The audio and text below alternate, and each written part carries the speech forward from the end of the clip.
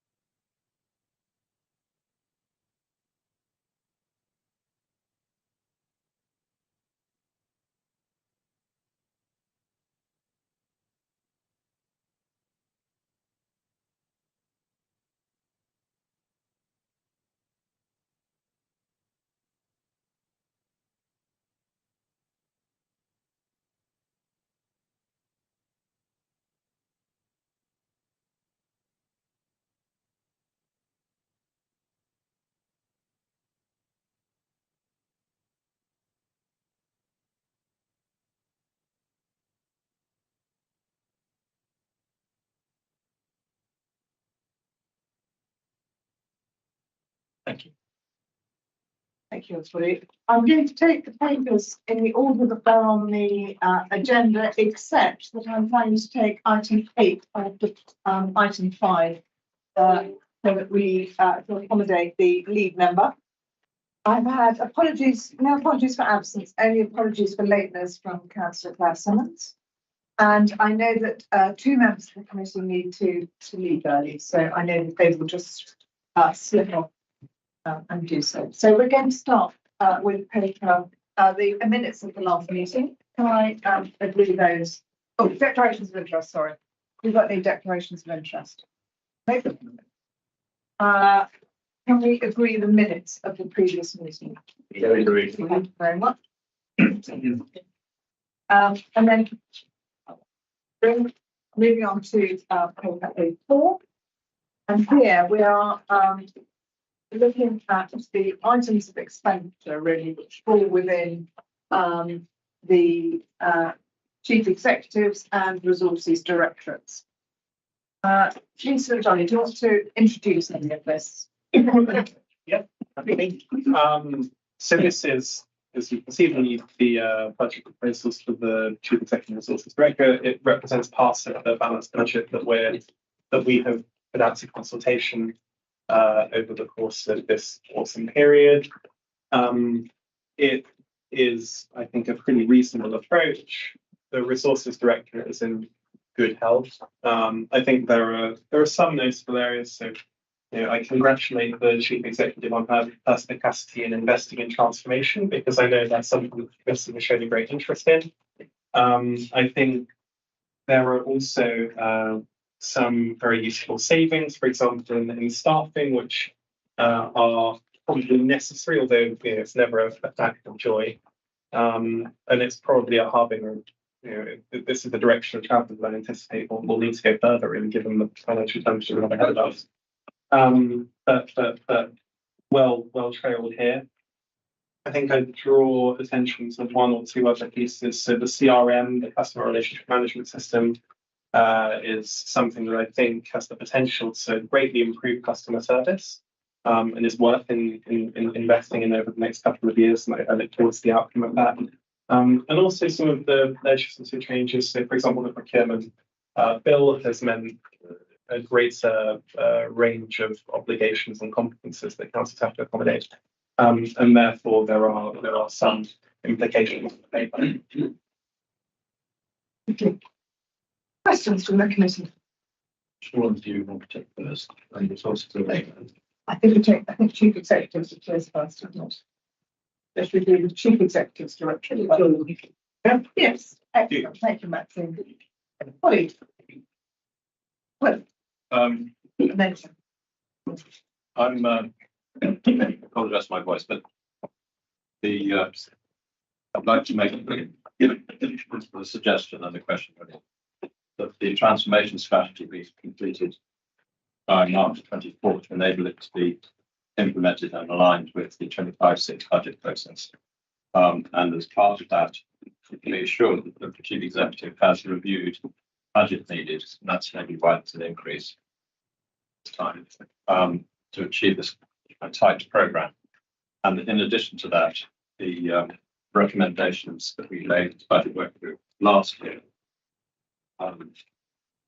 alignment of information management and IT, implementation of the council strategy, R3, R5, lessons from Grenfell, dedicated service, cost-effective integrated information and management systems. R6, complete review and balance the new ways of working in the council central office based in community remote implications of building use. Sorry, it's a bit of a mouthful, but there are 3 recommendations from last year, and urging the Chief Executive to bring forward the programme of transformation. And the question is, have the resources needed to bring it into a tight programme like being short of? Is that what it is? Yes, do you want me to say questions one at a time? So thank you. Yes, in short, that is what this is about. So the function, the corporate kind of strategy function that I inherited is quite small compared to other councils, and is mostly focused on that kind of horizon scanning and data management and evidence that all good services and good councils need to have. What we did, we historically commissioned some of our transformation services, and I think some of the discussions that we had this time last year was that actually some of that capacity would be better, more efficient, and better spent and better owned if we had it in house. The figure that's in there, which is £278,000, is one that we have challenged each other on and knocked around, and is something that I would, with better financial wins, would be planning to take out in years to come.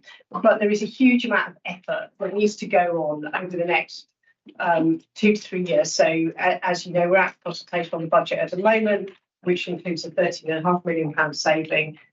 Next year in our medium-term financial strategy, then we've got a £23 million plus gap, and as you've self-observed, that requires a level of transformation in service delivery that takes a lot of work. So we're doing work now, which I'm more than happy to talk to the committee about in the future, as you're suggesting. We're starting to do work now which is thematic and which is looking across everything that we do in the council and where the opportunities are to make big savings, and that basically requires some legwork. It requires people to do some of that work and work across the council. So as we come on to talk about the council plan action plan, another thing that we are doing that I think is different and new is a much more kind of corporate read across or council wide read across, should I say, to try and make everything in the action plan more than the sum of its parts, and that too requires legwork and effort. So that's what that work is for. I'm glad you said that you kicked each other. That's the right phrase. Yeah. To make sure that it was really robust. Yeah. And we considered sort of, suggesting taking some money from a transformation reserve over a period of time, but I suppose 2 parts of that are that at this point, I think this work will be ongoing beyond a period that would make sense. You don't really want to be taking money from reserves that's anything more than 2-year growth, and this is going to take 2 years plus. And the other is pragmatically, you tend to recruit a better field if you're going out for permanent recruitments rather than fixed term. I suppose if you save 26 million in 2 years' time, it's not bad return. Well, it'll be quite good return on investment, won't it? Can I have a supplementary on that? Sorry, everybody. This is quite a large money to build permanently into the budget. That's my concern. Yeah. About this. So when I first saw this, I thought, well, it'd be okay for a couple of years, but we have a big increase post Grenfell in our corporate spend, and this is another very significant increase. It's the kind of thing that, to be honest, the public find pretty baffling that we spend our money on. And so I was glad to hear you say that it wouldn't necessarily last forever. Yeah. But I think I'd like a bit, I think we ought to have a bit more commitment that this, this will be reviewed. I mean, if it's to get transformation going, surely it is finite. And I completely get your point about wanting to recruit permanently, and we'd always move people around and give them other jobs. But I'm slightly uncomfortable about this increase in spend, I have to say. Yeah. Okay, noted. I mean, I think my response is probably similar in that it is a judgment call. I don't. I think it isn't best practice to take this from a sort of invest to save type of approach at this point, because if I'm saying actually, don't want to recruit just for 2 years, we've got savings to deliver, we've got the council plan, action plan to deliver, and we've also got change at the council, and our aspirations to become the best for our residents, and all of that does require a level of resource, and there isn't other. So if you look across the departments, as you go through and in different committees, as you're looking at the budgets, you'll see savings and you'll see growth proposed in each of those departments, which is and just sort of looking across the border to Westminster, looking at some of my other other council chief exec colleagues around London to deliver the kind of scale that we need. Does need a level of investment, but I absolutely think it's the right challenge, and that is an option for us as a council. It's my recommendation that we build it into the base at this point, but you will want to challenge me and others, Johnny, in years to come, as saying, well, actually, are we spending too much on central resource, and that would be perfectly. And our aspiration is to keep this low because money is for services. I'm saying this is aimed at services. This is to deliver better, more efficient services, and also, and frankly, to enable us to take money out of the budget without having negative impacts. That's our aim in spending this. Thank you. Tom, Thanks very much. My questions are on the resources directorate. Is that all right? Should we just check that no one else has got any questions on corporate? It was yours. Well, I guess mine's on both. Okay, well, you go first, and then we'll move to resources. No problem. And it's this, and it may be me, but the detail in this paper seems to be a lot less than the detail we had for HCSC when we were looking at housing communities, and where we had total budgets for each the departments and a breakdown of what they were spent on, in addition to the annexes of the growth and the savings. And am I missing something Lisa? No, I don't think so. This is an extract from that report. So the reports you saw at the select committee was the full report that came to the November leadership. Yes. And obviously there were much bigger tables for each of the departments because they had more lines for savings and growth. In this report, you've got just the tables for resources and chief executives, but in the same format. If I can add in there. Sorry, I was just saying we don't have the total budgets, or at least unless I've missed Which it. they do in ASC, right? The total budgets for each of the departments that we're scrutinising tonight. So I don't really know whether 270,000 is a big percentage increase or small. Well, I've got a rough idea, but this isn't telling you that it's a substantial increase. Yeah, no, we did just extract because this committee saw that whole report. I know we saw something there. Yeah. I was going to suggest that next year, if we do, if this committee chooses to carry on using select committees, that we have, instead of having extracts, we do actually ask for specially written reports. I think I've avoided doing that this year because it's extra work, but actually I think given the process we've been through, that extra work would be justified in giving us a better ability to dissect these things. So I think your point is very well taken and probably just as much directed at me as Lisa. Yes. Right, should we move on to Tom? Yeah. Tom and then Albert. So a couple of questions on the resources directorates. And the first one's on the CRM with the 250,000 savings.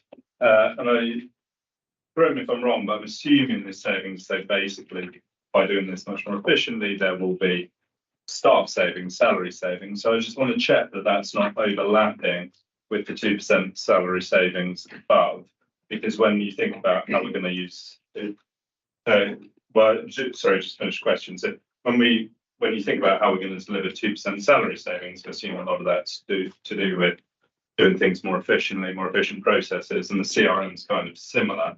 So yeah, how have we come to that 250 estimation, and are you confident there's no overlapping on that? They're not overlapping. The 2% is across the whole of the resources department, like all of the other departments. The CRM will involve staff as well. We've got to make sure that it's not double counted, and therefore actually in some areas, because of some of their other savings options, it will end up being more than 10% for staffing. But this is around making, the CRM will enable people to self-serve, be more efficient.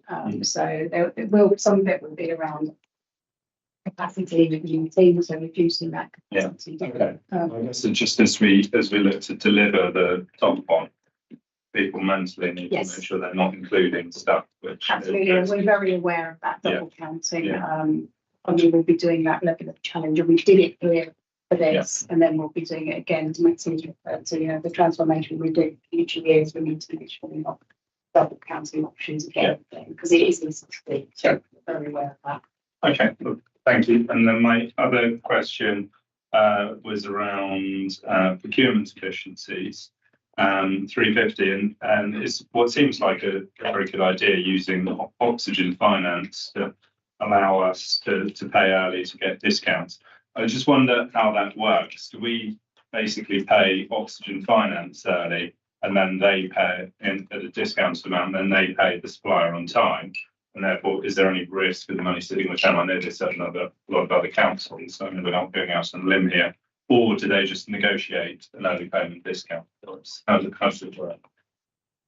I think, and I would need to double check this, but I think they do negotiation. I think the payment still goes direct to the supplier first.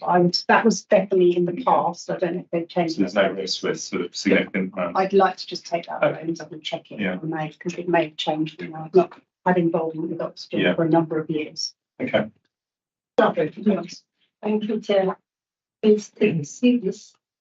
713, table 5. It was mentioned that you recycle laptops. How you recycle, and also about digital exclusion. And it was mentioned by cities, disabled and isolated students. So how can this also reach? Already prepared response here for this question from our digital team. So there's a number of things. So the recycling of laptops. So they will be donated. They will be the ones that we as officers are no longer using. They will be cleaned and they will be recycled to good causes. So community groups and things that feel that they need those laptops. And some of the areas that have been recommended are around making devices available in customer access points, so people can go there who maybe don't have access at home to help you do things online. Increasing public access devices in council properties, particularly around residential and community centres, again, where people don't have access, so putting them in there as well. Devices to enable our voluntary sector partners to deliver additional and essential support, and food banks has been particularly listed here as one option. And delivering devices for highly impacted residents, so residents who maybe don't have access at the moment but need to be able to have access, particularly around housing or employment, things like that, to help them get to where they need to be. And then the last one is around adapting devices for software and hardware, particularly for disabled residents, e.g. sensory impaired or learning disabilities, or other people with needs. So there's quite a lot of different options being proposed there. Thank you. And how do you reach? How do you reach these residents, isolated residents? Sorry, say that again. How do you reach them? Isolated residents. Yeah. So again, that'll be through, I guess, contacts that the team have got through different areas. You know, they may be known to other services in the council. Yes, and also 2024, 2025, the budget is 170 and 2025, 26 is 10. So how can it be less, you know, like this? So this is a capital project, so we're hoping to roll it out quickly. And all of those things, those 6 areas we've just talked about and things I've spoken about. So we want to get them done quickly to enable people to get the benefits. The second year is really just the following up on anything that hasn't quite been completed in the first year. Thank you. Any other questions? Just a quick one. Thank you. I just wanted to ask about the consultation on the proposals. And Of the budget overall, rather than this bit. how that is going, and whether it's been possible to create a summary of the growth areas and proposed perhaps to make it more accessible to get more responses, and also about digital inclusion on Yeah. Up to and so we've done a number of things, as you know. We launched it online the day after the leadership meeting back in November. Me and a number of my team are attending the youth council on Monday evening to speak to the young people and hear their views and talk through the budget. So I'm actually really looking forward to that. It'll be quite a good evening. We've written again, like we did last year, to ADKC, offering to attend one of their meetings. So we went to them last year and spoke to them. They haven't responded yet, but that offer is still out there, and we're following that up. Our comms team have printed around 200 leaflets that are distributed through housing offices. They're in the corporate reception, they're in Pembroke Road, and they've been at the customer services reception here as well. I encourage people who don't have that level of access. The consultation also featured in printed versions of Housing Matters and North Kensington News this month, again trying to encourage people. Comms have been doing some digital screen work as well, so we've got some of the big screens that in housing estates particularly, and customer service reception areas. And there's 2 big posters outside that you walk past, you see them as well. So we've done a number of things. As at the 7th of December, so just over a week ago, we've had 24 responses, which may sound not very many, but that's twice as many as we had last year. And we've still got 2 more weeks to go. And I'm hoping we might get some proper responses from the youth council on Monday as well. Excellent. Thank you very much. Will, and then Portia. I wanted to, on the resources, raise the issue of implementation of IT and it just to have get assurance that it'll be completed on time and achieve objectives. It's so essential to the transformation work that's being looked at. And also bearing in mind the scars from DRM and other implementations in the council before. It's not been a happy history. So what has been done this time to ensure that it will be implemented on time? Can I just clarify? Are you talking about the ERP program or the CRM? There's a range of IT projects and IT projects in the past. Yeah. I don't want to dwell on it, but it's been a problem. Yeah. So do you want me to pick up on the so on the ERP specifically, which actually Lisa is one of our senior responsible officers on that, we have got a really robust kind of program board and well-resourced implementation. So we've got an implementation manager who's got previous experience of this. We've got a roadmap. We've got all the sort of critical path stuff. We've got an escalation of the key issues, the kind of critical pathways. So yesterday, I was discussing with Mike Curtis the extraction of the data from the current system.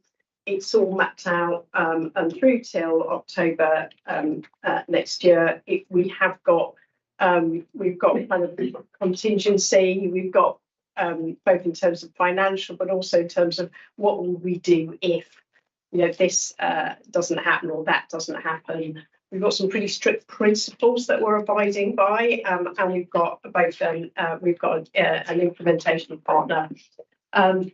So I mean, you can never say that an IT project won't. I mean, it will hit difficulties. It has already hit challenges because these things happen. But what I am confident about is that we have got a good way to work through those challenges. The CRM is more limited in scope, and as Lisa, you were going to come in on that one, weren't you? So I can pass to Lisa on that. But with the CRM system, I think we are less.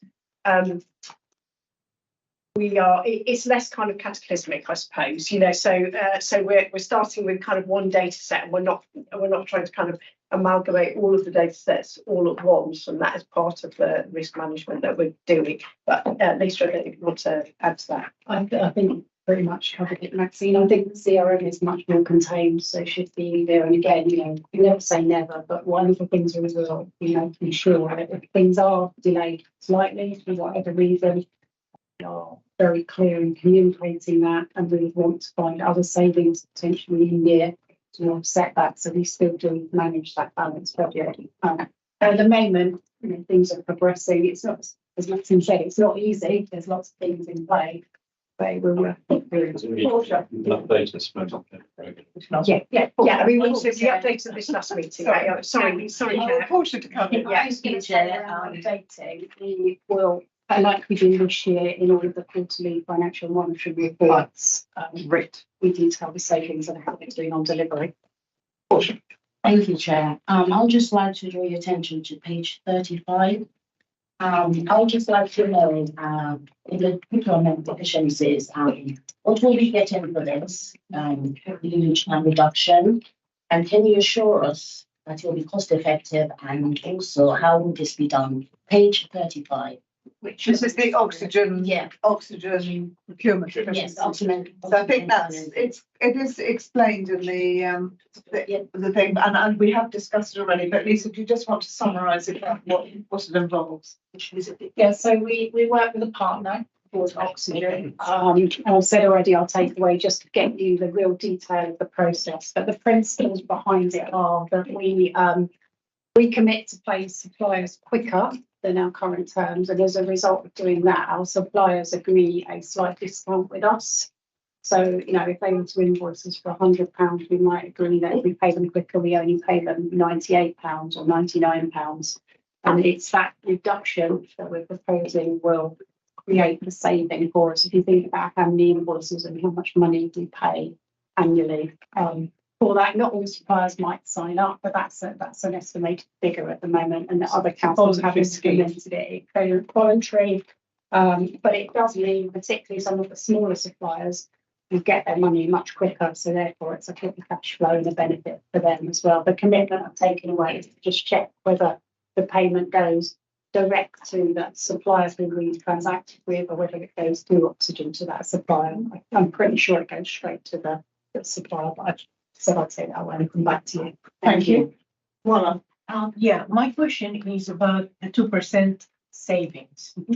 And although we are increasing what we're taking from our residents, and I just want to make sure that the savings we are doing are not affecting the service we are providing to the residents. And what are we doing to mitigate it, not actually adversely affect that?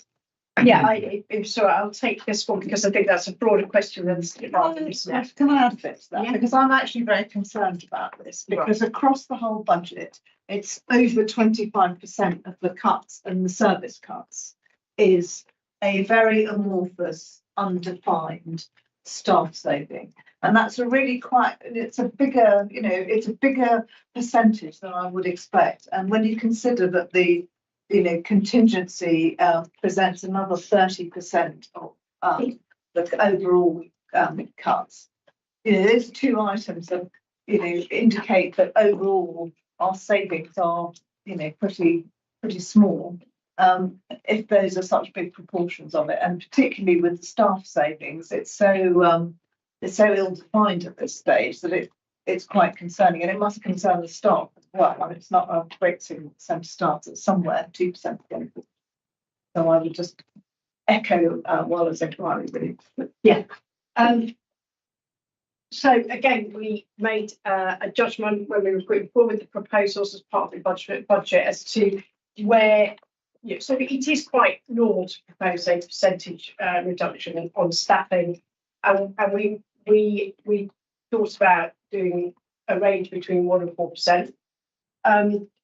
We settled on 2 as a percentage that kind of drives efficiencies through the department, and that in the majority of the departments, they are confident that this can be managed through things like reducing of agency spend, through some vacancy factor, which doesn't mean that you're not recruiting to posts, but that you're kind of managing with a certain level of vacancies, through some additional controls on things like sickness, making sure that posts that you don't recruit to posts that are over and above the establishment, which is the budget, and the assessment of the directors who run the services is that whilst of course they're not sort of desperate to do this, it's always easier to have more comfortable budgets, but given that the savings that we face, we felt that this was achievable. And of course, remember, alongside this,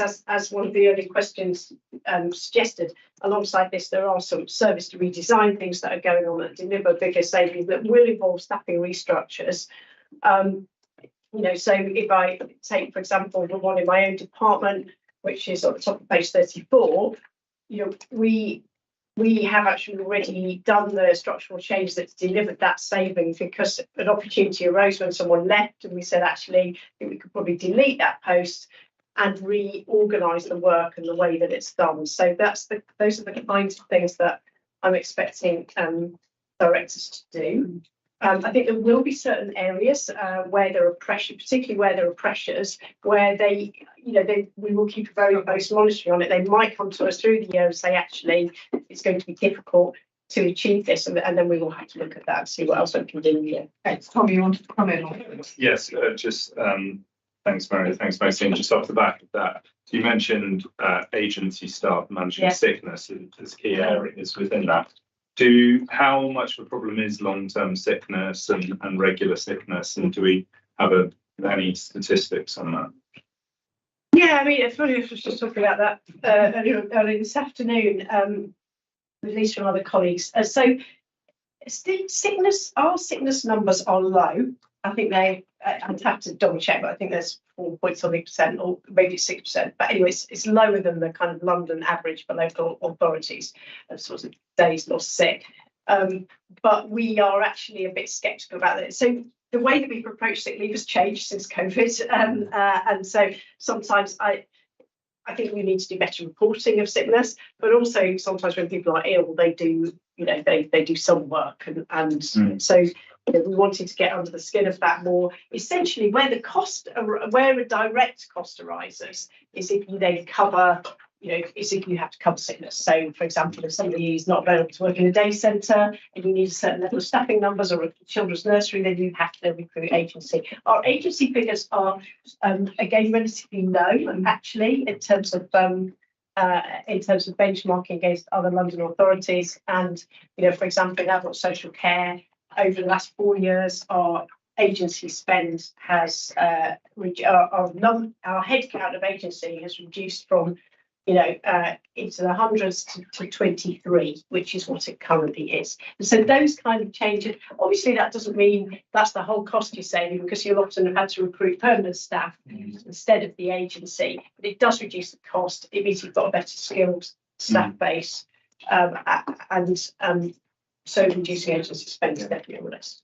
I suppose if I could just add to that, could you come back to the 2% overall? What I was going to say to you is that we've done a big exercise on reducing agency staff already. Yeah. So that's what worries me about this 2%. Yeah. The scope, the fact actually has been addressed previously, and similarly we've had spans and layers, which has looked at our organisation. So presumably we've stripped out some fat already there, but we'll leave that. I mean, it's just something we'll have to watch throughout the year. And it's an approach. Can I just ask one, unless anyone else got another question, I've got one more question on this, and that's on the procurement growth, which is also cunningly 350, offsetting the oxygen save. Amazing. We've recently established a procurement team already with a big new spend, and this seems to be, I can't remember what the budget for the procurement team is. This is another big increase. I know we've got new legislation, but why do we need such a big, and again, this is permanently built into the budget. Why do we need such a big spend? And I think I've probably yattered on about this before. Where are we with thinking about the cost benefit of our procurement team? So yeah, this is around the new procurement bill, obviously in October next year. And there is a lot more requirements placed on local authorities, so you need to make sure we're compliant. So this is mainly around people and staffing to do that. I think the other thing that we mustn't forget about procurement is it's essential that we get those contracts right at the start. So actually, you could view it as investor save if we get this right up front. We should be able to deliver some savings around better contracts and better procurement down the line. And we have put it into the budget at the moment as growth, but doesn't mean to say that we wouldn't look at it in the future once we've embedded the new bill. It may be that we don't need quite as many staff, but at this stage, a bit like Maxine said around her team, we think it will be for a number of years. And we have, some of the work we've done around reviewing reserves. So we really fund post from reserves for longer than 2 years, because that's not a good practice and a good place to be. It's better we put it in here and then we review it and potentially take it out. So I think really we've identified 2 new spends that we think need to be kept under particularly active review in the next 2 to 3 years in those cases, so that they don't become too embedded as spends. Anybody else got any other? So I think we've made a few observations and suggestions there around keeping an eye on those additional spends and to be kept informed. But thank you very much for coming and answering all those questions. And shall we move on to agenda item A5, which is additional support for low income households. We're under a lot of pressure today in terms of time. Unless there's anything that you want to add to the report, shall I just start by inviting questions? Go, did you want to add anything? It's not essential, but we add anything other than, Sure. yeah, I mean, I was only going to, well, I'm bursting to express my pride at the fact that we are seeking to ameliorate the cost of living pressures. It's regrettable that they're so broad based at the moment and they continue to be acute for many people. But this is an attempt to, as I say, ameliorate that. And I think it's something that certainly as an attempt should be welcomed, even if there are potential where we want to tweak the arrangements. And also to say that we heeded your advice last year that you wanted more notice of the proposals. And so we've made every effort to give you full sight and the opportunity to comment. Excellent, thank you. Questions? Great. Not really a question, but as I gave you a hard time last year about the notice, can I say thank you for putting in plenty of time in the papers to read about it. Much appreciated. And I only have a comment that I like that because we thought to be generous. I like the fact that we are being generous to sort of scheme to do exactly what you were saying. And I like the fact that this one is targeted in an intelligent way, and I think it appears to be relatively easy to deliver. So if I do have a question, it's really about that ease of delivery. Are you confident you can deliver this without an inordinate amount of staff time and effort? I think the answer is yes. I've been assured that. I mean, it's probably it's slightly more complicated probably than last year's iteration, but it's nevertheless fairly straightforward to administer. We have built in some, we will build into this some cost for administration and reference in paragraph 1.14. So, because it's very important that we get this, if we've made the commitment to do it, we need to do it in a timely manner. And just to add these for clarity, that is staffing and systems costs. I think we estimate that the payments would be automatic in about 2/3 of the cases, and then we've got a third where some more detailed work would need to happen to contact households and follow up with them. I think we're also making some provision for some communication costs more broadly, because alongside this scheme, we want to advertise the existing council tax reduction scheme to make sure that everybody who's eligible is benefiting from that. So, but we think those costs are worth it in terms of trying to make sure that people are taking advantage of the full range of support that the council. Thanks, Mary. Two questions, if I may. Like Gregor, I agree that this seems to strike a good balance between targeting and ease of delivery. The first question is on those who are eligible for council tax relief at the moment but don't claim it. Could you explain that a bit more? Because I just thought if they're eligible, we just wouldn't charge them; they wouldn't need to claim it. So could you explain that a bit more? And also, if we built that cost into the proposal, if more people are claiming it, then that's obviously going to cost us more money. Yeah, so that there are.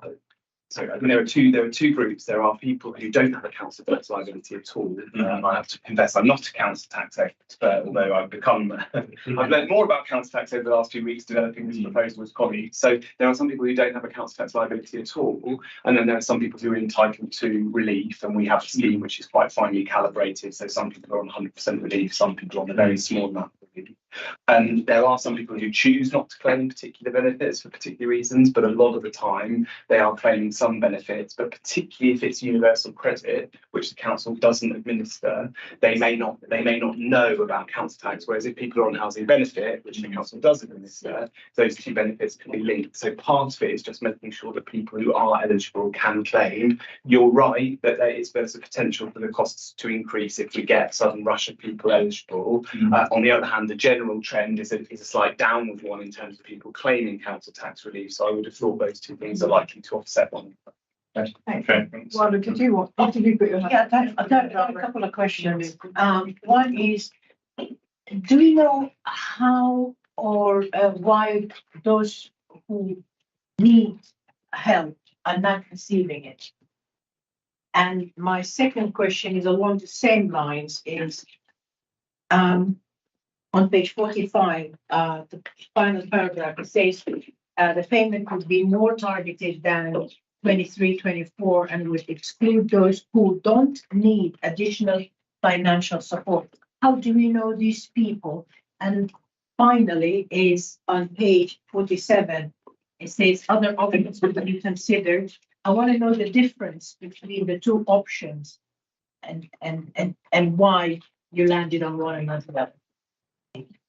Thanks. So hopefully the first question about people not claiming benefits, I think there are a range of issues there, particularly on council tax relief. There is an issue with people claiming universal credit who aren't claiming council tax. So there we have to guess to a certain extent where people have moved off housing benefit and are likely to have moved on to universal credit because of change of circumstances, that we then reach out to them and contact them and try and encourage them to claim that council tax relief.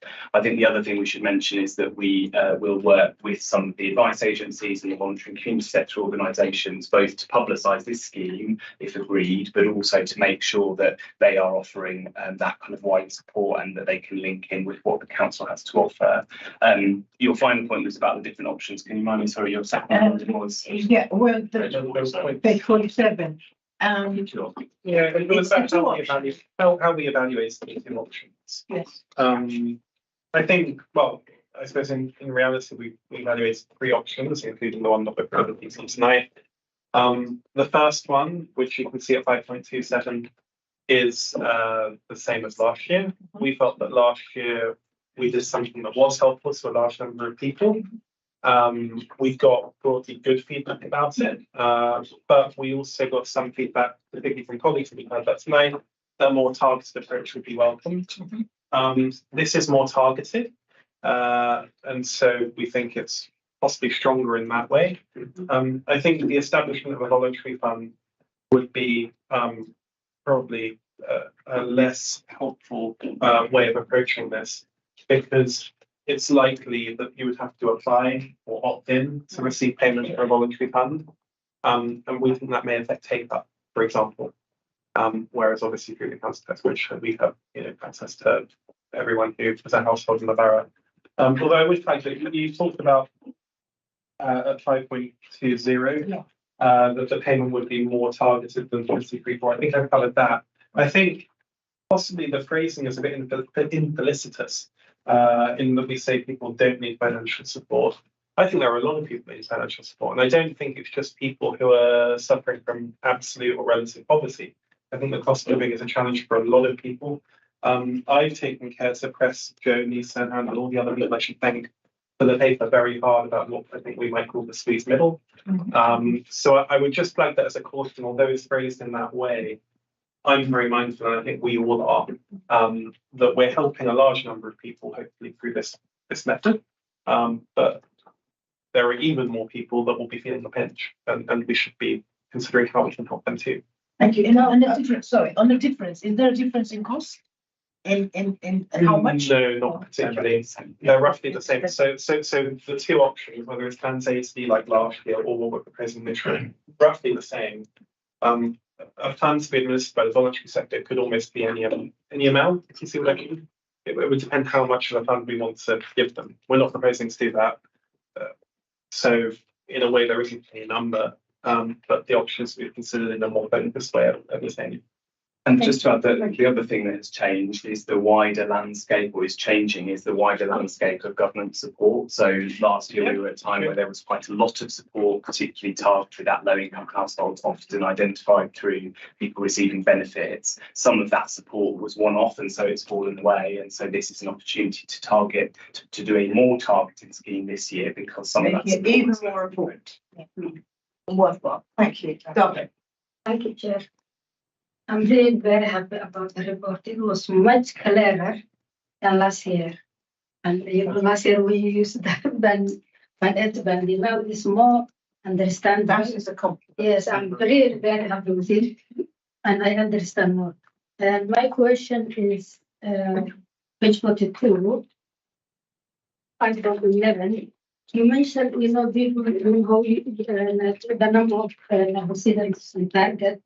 But you did not mention self-employment residents. There is self-employment residents who are also low income, and they really have maybe entitled for support. This is one question. The other one is the one my colleagues they will ask about eligibility of funds of things. I'm aware that Universal Credit they always pass information of people who apply to the council, and how can we improve this? People to apply the council since Universal Credit they always contact, they pass every person who apply, and they also encourage to apply for single reduction or consultancy reduction. So now since you said you are not aware, and my colleagues they mentioned again. How can you improve this? Do you want to contact these people, send forms, or ask it to apply, or do you make more in a relationship or contact with Universal Credit? So these people, because they are right. So this is the two questions. Thank you very much. And my compliment is I'm very happy with you. Thank you. Yeah, I mean, the very broad answer to that is that there is no, as it says here, no single reliable proxy for low incomes, and so necessarily any form of targeting would be imperfect but still very valuable. So I think that's kind of the general answer, but on the specific cohorts you may understand. Yeah, and so self-employed people who fall into these categories will be included. They're not, but these would be the key proxies that we would use under this scheme. So if you're a self-employed person receiving council tax relief, you would benefit from the scheme. And on your other point, I know there is quite a lot of work going on to make sure that we have through the low income family tracker dashboard details of everybody in receipt of council benefits of various kinds. I know there is quite a lot of work to make sure we understand who is in receipt of government administered benefits like universal credit. We can certainly find out a little bit more about that process and the progress on it. But the idea is to build a better picture more generally, of obviously mindful of data protection and other things, but of people in the borough who might need additional financial support to their circumstances. Thank you so much. Thank you. Lucy, Yes. Okay. I just wanted to firstly welcome this. I think we all agree it's a great initiative to be backing, and then to talk about the comms engagement plan and the people who might put through those 3 gaps. And I know you go into some detail about it here, but just in terms of those who might not be tech savvy, those who might not speak the language, how are we going to reach these groups? And I know you're engaging with the voluntary and community sector, and maybe it's a case of sending out newsletters, but people don't often read them. Are we speaking to faith groups? Are we going to GPs? How can we really get as much access as possible to those who really might need the support? That's what I want to hear about. Great, thank you very much for that question. So I guess there are 2 things. The first is the consultation itself around this proposal, and there you're right, we're writing to, in fact I think they have written to all voluntary community sector organisations where we've got contact details to ask them about their views of the scheme. We're also contacting people on low incomes directly, because there's a mechanism to do that through the low income family tracker, which is important to get feedback on the proposal to try and understand who we might have missed, though mindful of the fact that households on low incomes often have more pressing things to do than respond to consultations. When we talk about the kind of wider communications, if the scheme is agreed, we are proposing a few different things, but that consultation, that communications plan is still work in progress. So we're going to send something out with every council tax bill, with both a reminder about the council tax reduction scheme and information about this scheme. I think we would also want to do exactly as you suggest. We want to get stuff out through voluntary and community sector networks. We want to get stuff up in GP surgeries. And I think we'd use a combination of face-to-face, email and digital channels for that work. But I think it needs to be part of a broader push, making sure that people are aware of some of the wider support, including the council tax reduction scheme, that people can benefit from. Thank you. Claire. Thank you very much. Again, I'd like to praise this report. I'm very particularly pleased to see that lessons do appear to have been learned about distributing these funds. If I recall correctly, the £100 A to D council tax rebate came from unspent household support or recovery funds, some of which was distributed, for instance, by vouchers. And I wondered, first of all, was there any feedback on the impact of that part of the distribution? In my own laws, I could see that was actually a really valuable way of doing things. But part of the problem was accessing and possibly gatekeeping. There were some sort of what I would call hidden funds like Cash First, which I didn't know if we were allowed to tell people about. And I think there's some in housing, there's a food support one that people don't seem to know about. So I think in terms of making sure that it's in the report, making sure that people do know all the forms of support that are available, I think there's possibly some work to be done there. And yeah, so I was just wondering whether you have had any feedback on the sort of option 2 type of delivery, in terms of how useful that is. But also I'm really pleased to see that the limitations of the lift are being mitigated in sensible ways, and also that it's not a blanket A to D like it was before, which I thought made a difference, but I think it can be more targeted, so great to see that. Yeah, thanks, Councillor Timmins. And I think if okay, we'll get you some stuff in writing about some of the learning from the previous cost of living work, which I'm not as close to, including some of the Cash First. On your general point about linking this, I think that should be a really important planning block for communication. So this is not just a targeted communications scheme about a plan for £100 payment, which hopefully will make a difference, but it needs to be linked to the much wider landscape of support, including some of the other things that are still there through the household, whether it's the household support fund or other forms of support. And on option 2, the question was, have we had feedback about that option? And I guess we were hoping that if people thought that was a better option, our sense when we did some of the work on the options was that in order for it to be, it'd be very difficult to make that an automatic payment to people unless it was reliant on a scheme already run. We were just adding to the scheme already run by another organisation, which then I think would mean that we would have less control over who it was targeted to, whereas this seemed like one where we had a degree of control because we knew we were in direct contact with people, we had their details for the most part, and could make that payment, as I say, in 2/3 of the case automatically. And I think there is a question around control, which the flip side of that is gatekeeping. And we do have some very excellent voluntary sector organisations in the borough who have very great capacity, I think, in directing these funds rightly where they're needed. And I think that's a result that we perhaps would think about using them. In terms of like what I'm getting at, I'm not particularly suggesting that option 2 is a better option than this proposal. I think this proposal as it is pretty good. But I think we should still be considering additional proposals. We did get some positive feedback from some residents last year as a result of this scheme, and they actually did take the time to contact the council instead. Yeah.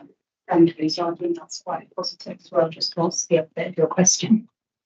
Thank you. It was very similar to what Councillor Simmons said. Right, I think generally the committee has welcomed this new approach. I think it's probably worth pointing out that we're towards the end of the sort of reserve that we're currently funding this out of. So this is not something that's necessarily going to be repeated, but that it's a good thing that it is being done this year and that we generally agree with that. So, David, do you want to ask another question? Yeah, good question. Yeah, thank you, Chair. You know, last year you gave 120 and now it's 100. No, it was 100. No, last year it was 100. It was 100.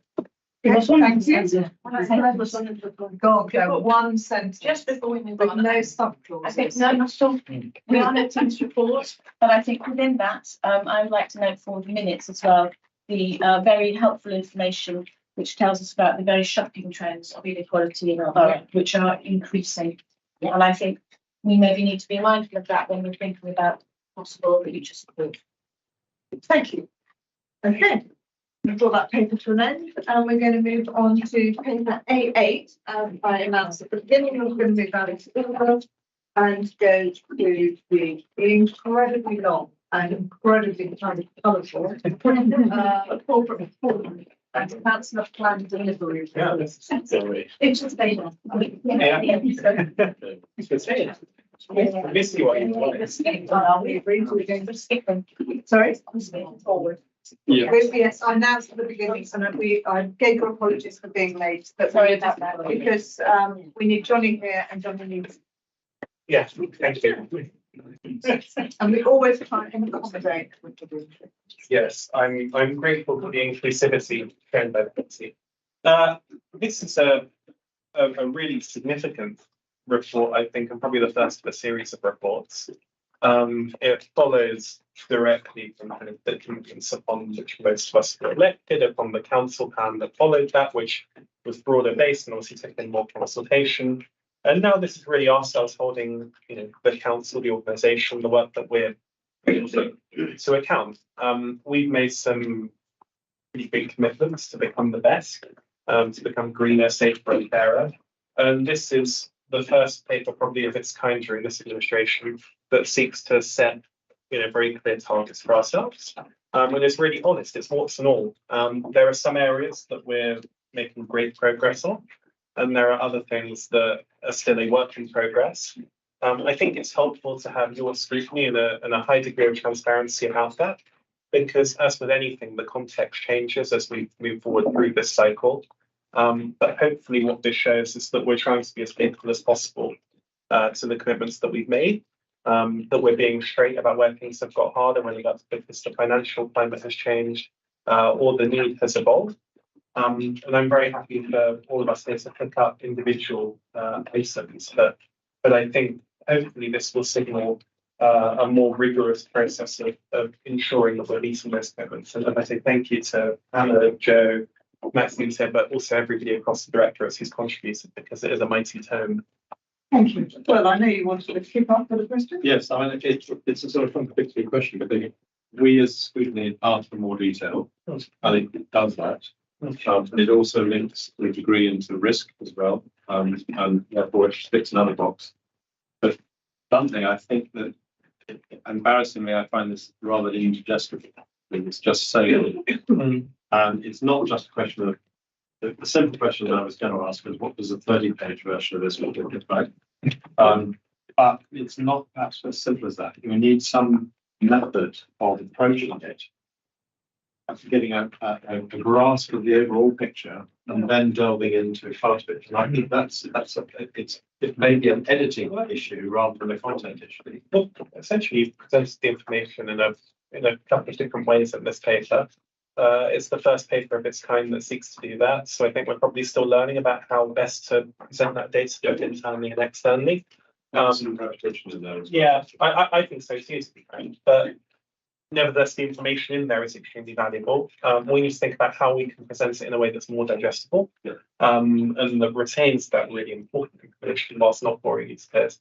Which I suspect. It's very difficult. I just encourage you to develop these. Yeah, And I think I would add to that, I think it's actually more about structure, because I think the pages, the detailed pages like these are actually really good and really helpful.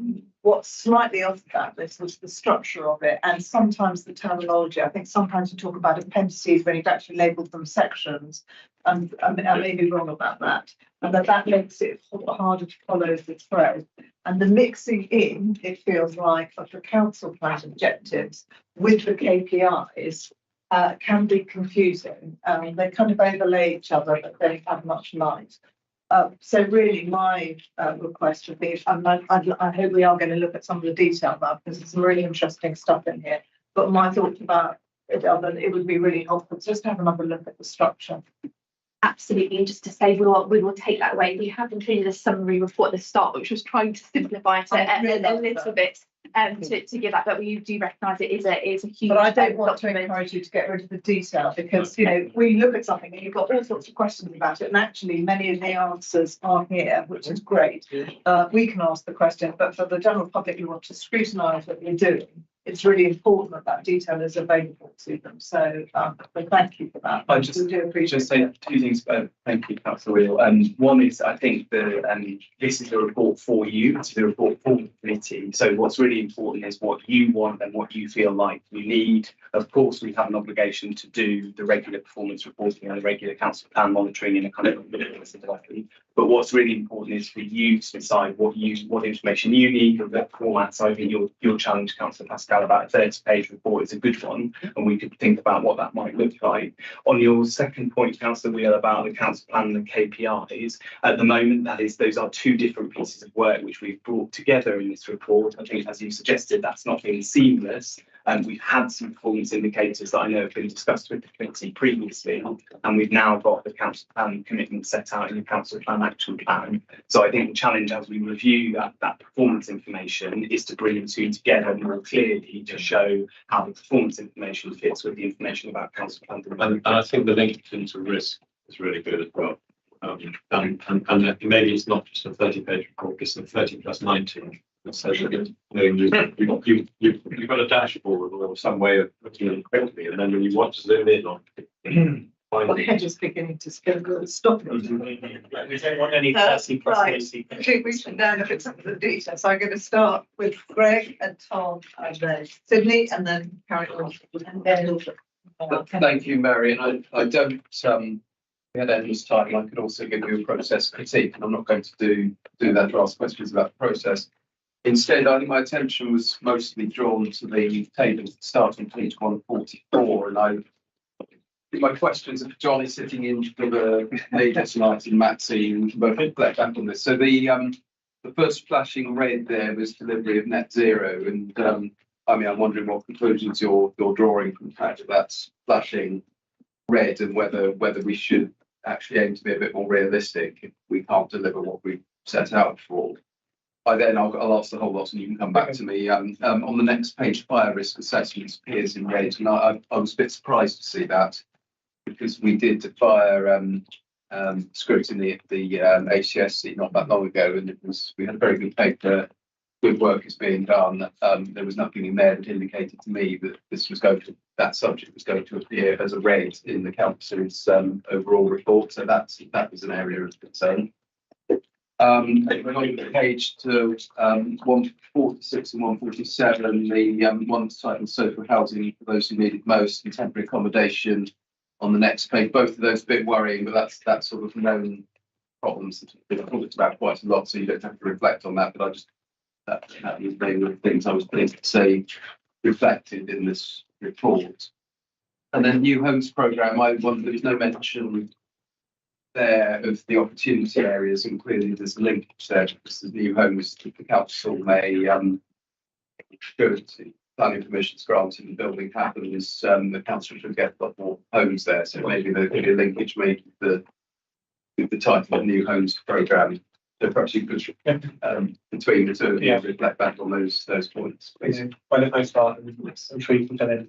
I suppose it's helpful then that being the lead member for net zero, I'm here to answer the first part of that question. I think I've tried to trail this at previous OSCs and ESCs. The challenge in terms of delivering net zero is becoming greater. The costs have gone up.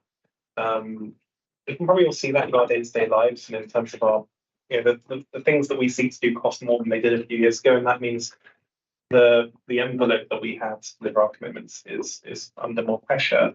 I think you're absolutely right to flag it. I think we've tried to be transparent in communicating that because we've made some very ambitious commitments in terms of timings, and we want people to know ahead of time that we're doing our best. Those are things we want to achieve, but that it's hard that the outlook has changed since, in that case, 2019. I think the watchword for us is being pragmatic. There are certain things that are in our gift. So, for example, the council's operations are 1% of the total emissions in the borough. There are 99% about which we have no control. Of that 1%, some of them might be things like faith schools, where, of course, we have an interest in, but we don't own the buildings in quite the same way. There are operational sites about which the future is, in some cases, less certain because the corporate need might evolve. So what we need to do is strike the right balance between the commitments we've made there and the pressures that we're facing.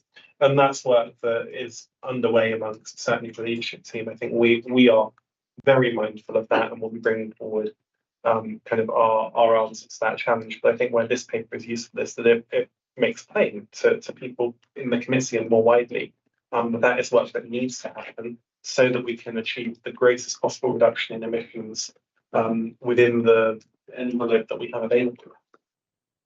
If I might allow Maxine to come up on fire safety, about which I don't have portfolio responsibility. I'm probably know a bit more about things like social housing because that's, I think, primarily a budget pressure in terms of the numbers that are coming up in terms of the new homes programme.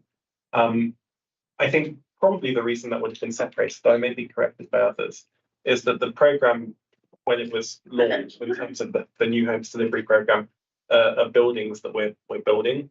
And the opportunity areas are not buildings that we are building. We're giving permission to them. So the new homes programme is in the position that it's in, and we wish to make progress with it. You are right to flag that the opportunity areas will deliver a large slug of new housing if they're approved, and that will make a significant contribution to our waiting list and the social housing need.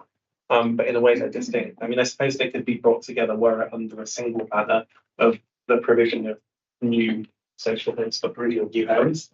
But in this case, it's presented as distinct, and that probably explains why they're not linked.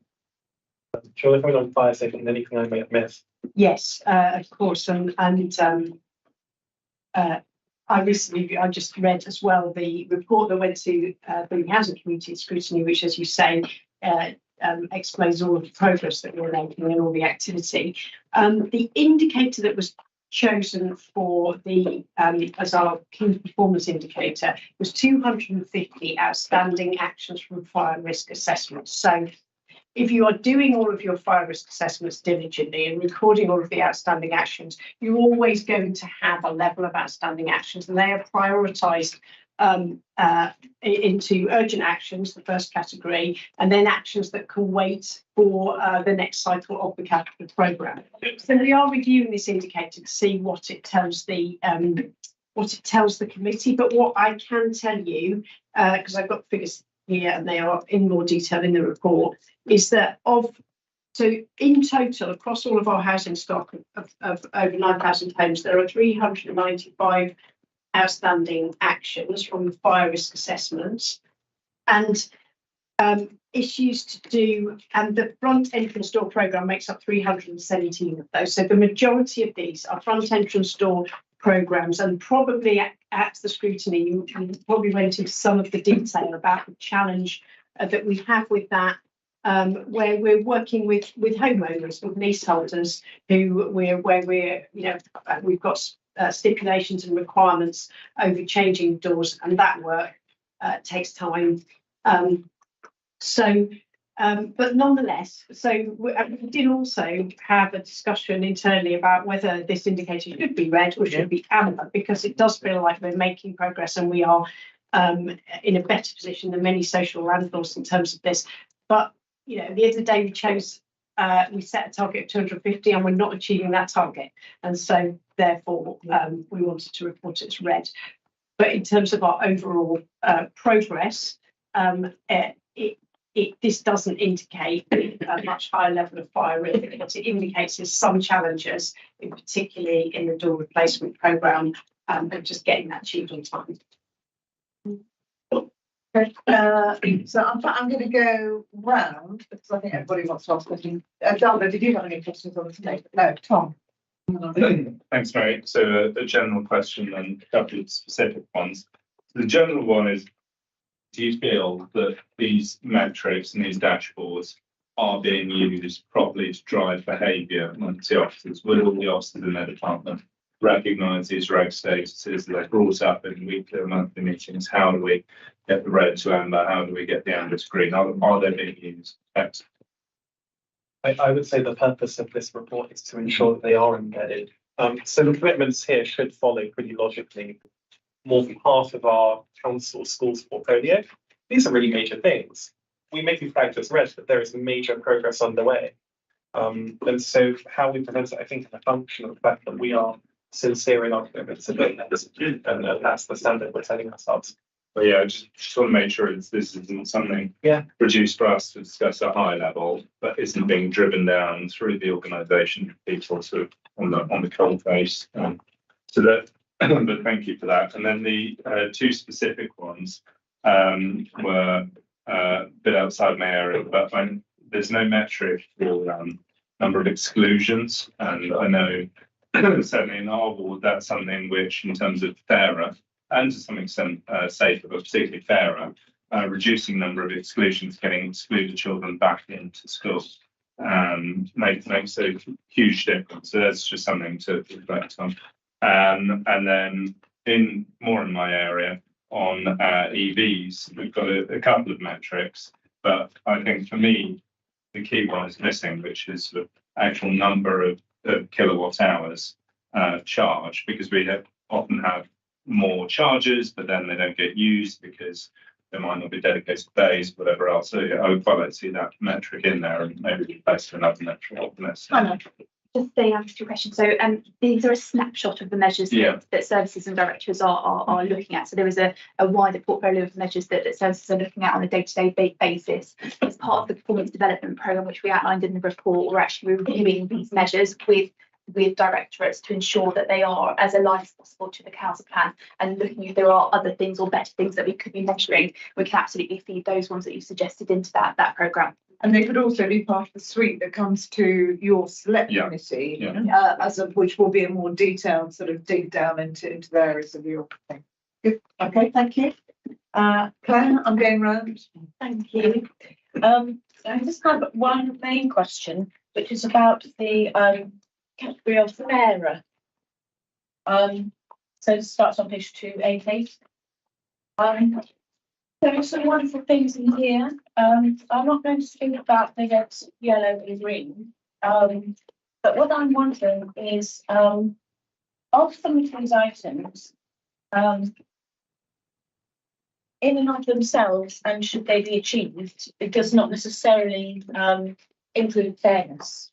So there could be some things here which, in the way that they were delivered, was in fact unfair.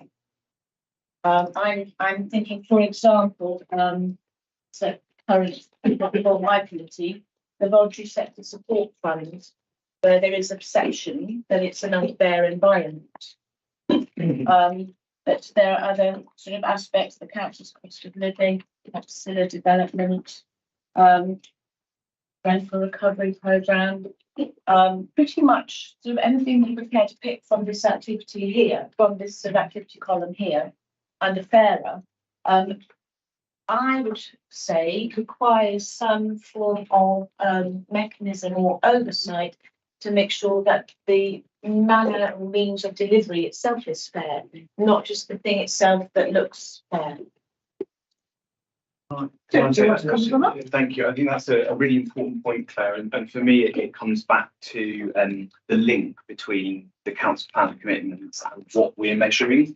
So I think there's a question for each of these areas. Yes, of course, a question about the progress on a particular project, but also what outputs or outcomes. And I don't see any reason why those shouldn't include some of the delivery mechanisms about what's actually being achieved through that work. And in some of these areas, particularly in relation to fair, it might be trying to move the dial on longer term patterns of deprivation, which I know you've already discussed this evening in relation to those things. And one would assume if the delivery mechanism isn't right, then it won't be having some of those outputs. So I think what we're seeing here is, as I said, two pieces of work, one of which is sort of tracking a set of commitments in terms of projects. And we need to link it more closely with the key performance indicators so that for each of those, we have some external evidence, if you like, as well as the judgment of council officers about whether those things are making a difference in the way they need to.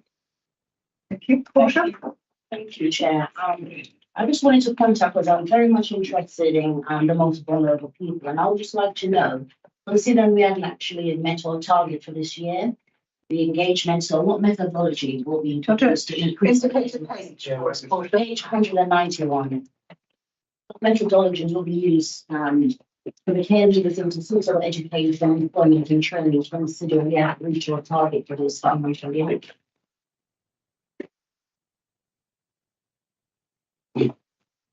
191.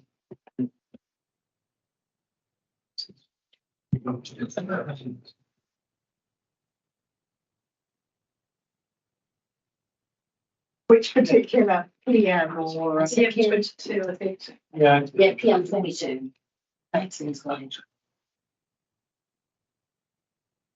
So I think we can take that one back to the service area to provide a written response on it. I think a board has been set up to begin to address that and look at more targeted action. I think as well the service was kind of keen to emphasise that it set quite an ambitious target for this particular measure, but we could take that away and get a written response from the service on that one.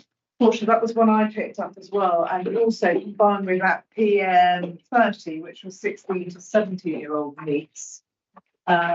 Which was also read, and I suppose also it might be something that we would want to pick up in the select later, but both of those were quite concerning because they actually strike at the heart of fairness and giving people opportunity. So thank you for bringing that one up. Will, you've done so, Sydney, and then what? Thanks, Chair. So first of all, thank you for all the work that's gone into this. It's like I really said on the committee, it's very, very detailed. I've got a couple of general points and then some specific ones.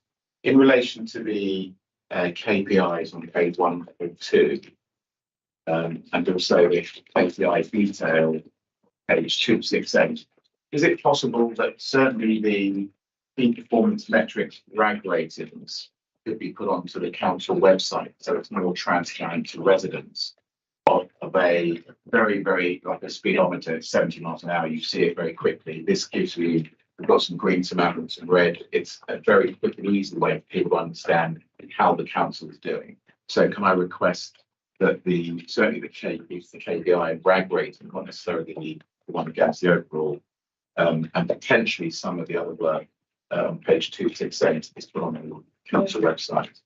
So the corporate performance dashboard is on the website, and for the performance indicators, we do have the right ratings on there. We don't currently for the council action plans, we can get those added. Thank you very much. I also commend the responses from the leader on the fire safety, which caused me some concern. But I'm satisfied with your answer. If I can turn to page 204 and just looking at a crime, we've got a number of issues, certainly in Redcliffe, in relation to crime. So I'm quite concerned about a couple of things. Looking at the graph, it seems that crime is spiking, and we've got the chief community safety officer in the room. But in relation to this going up, and it says no target monitoring trends in terms of what good looks like, I'd like to hear a little bit more about why we have no target for crime. Is zero crime a target? Is it achievable? Probably not. But I'm just a bit concerned. We've got a lot of residents who are very, very concerned with crime. We've taken up to the borough commander level on crime. So I want to hear a little bit more about this crime page, if I may. I suspect that might be because we don't control crime, but we're not responsible for community safety at the highest level. The Metropolitan Police would be responsible for crime, and so clearly we want to track it, and where we can facilitate things that may reduce it, but we don't want to take a competence that we don't have as our own, if you see what I'm saying. Sure. So the feedback I'll give is the resident in council owned accommodation with CCTV footage where gangs of criminals are dealing drugs from the stairwells of those council control buildings. So there must be a problem with access to those buildings, and there also must be a problem, or we may be able to get the CCTV footage and pass that to the police to prevent or actually get some of these people arrested. So it stops people from being trapped in their own homes because there's crime going on and they can't do anything about it. So I'm just a bit concerned that this doesn't look as if there's enough being done on crime, notwithstanding the fact we don't control the police, which I fully accept. And we wouldn't have it as a target here if we didn't feel we had some role in it. Some influence on it, I'm assuming. Just on that point, Councillor, we have distinguished, and I think in the new performance framework, we'll try and do it more clearly between some of the kind of external factors, if you like, where we may have some control, but primarily they are kind of, I guess, wider environmental issues. And I think that from things that are more directly within the council's gift, which are more performance metrics. And I think that's another thing that might help with the overall clarity of the report, to say these are some of the things that indicate the backdrop against which the council is operating. And these are some of the things that show what specific impact the services are having. I agree, crime sits a little bit awkwardly across those two things, and there is a role for the council, but it is also subject to kind of much wider external factors. And then two final things, Chair, if I may. On page 305, there's a recycling lanes complication, where there's 1,775 responses in the top paragraph. I just want to get a breakdown of how many residents responded and how many people that work in the borough responded. If somebody comes out to me in writing, that would be great. Don't have to do that now off the top of your head. And then the final question I've got is, final points on page 307, the Hollywood Road proposed improvements. We would welcome those, and we'll say that we're very much looking at improving the streetscape for the residents and the businesses in that area. So we would thank you for that, and I'll finish there, Chair. Thank you, Paula. Thank you, Chair.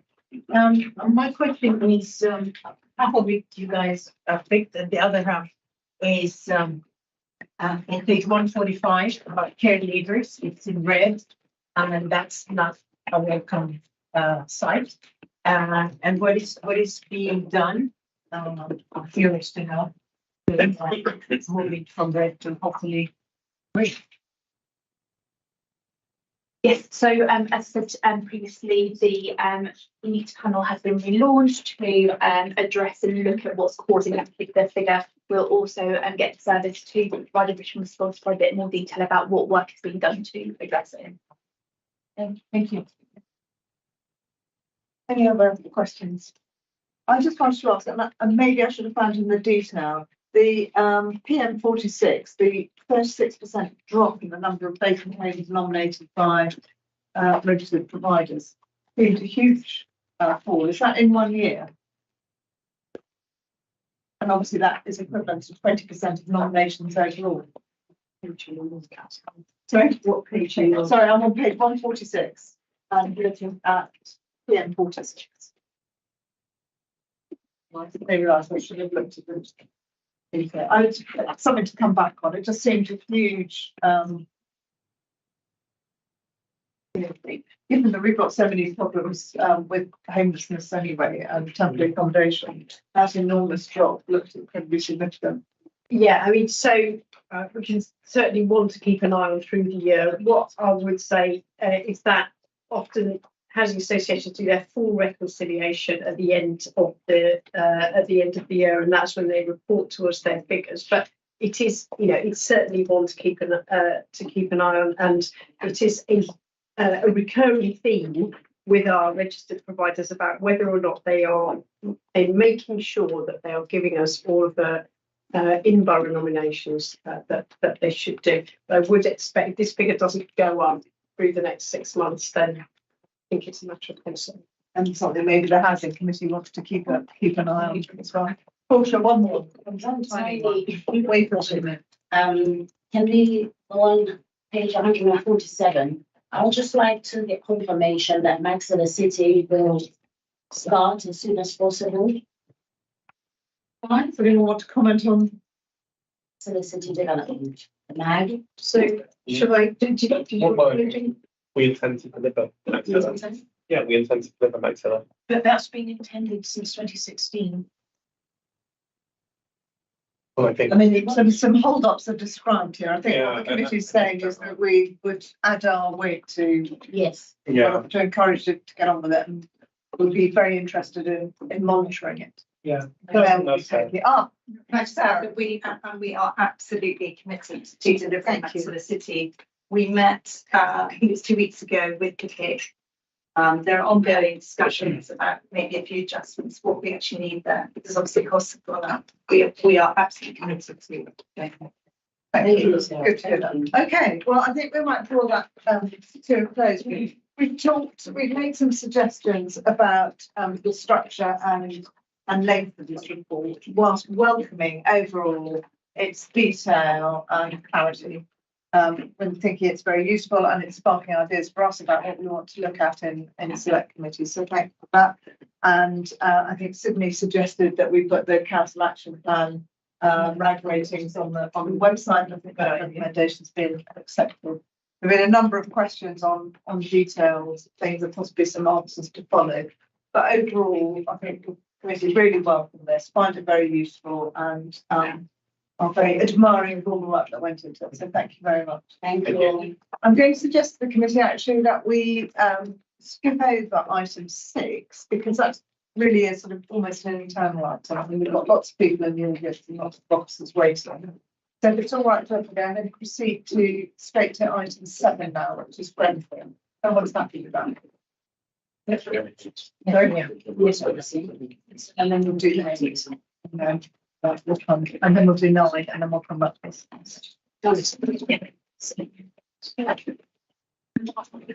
So, We get name tag,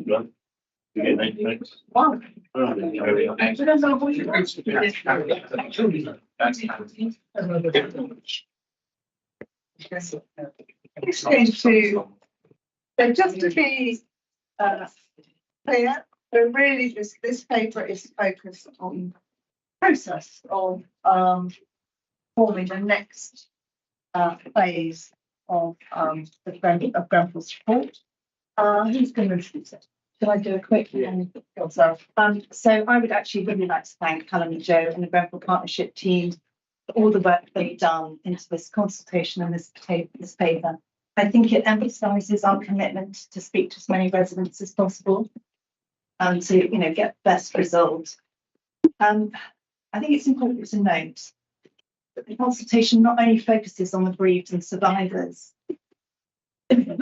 Sorry, I'm getting cold. But also on the immediate community, who I think have felt in the past that they've been forgotten And I just want to reiterate that it's really important that we hear from you and consider. Thank you. So I'm going to hand over to Joe, but thank you, because I know you've really probably a huge amount of work on this. Well, thank you, Councillor, and thank you for hearing this. I'd like to start in also issuing thanks for thanking the different groups that we have been working with and who have helped us to build these relevant consultations.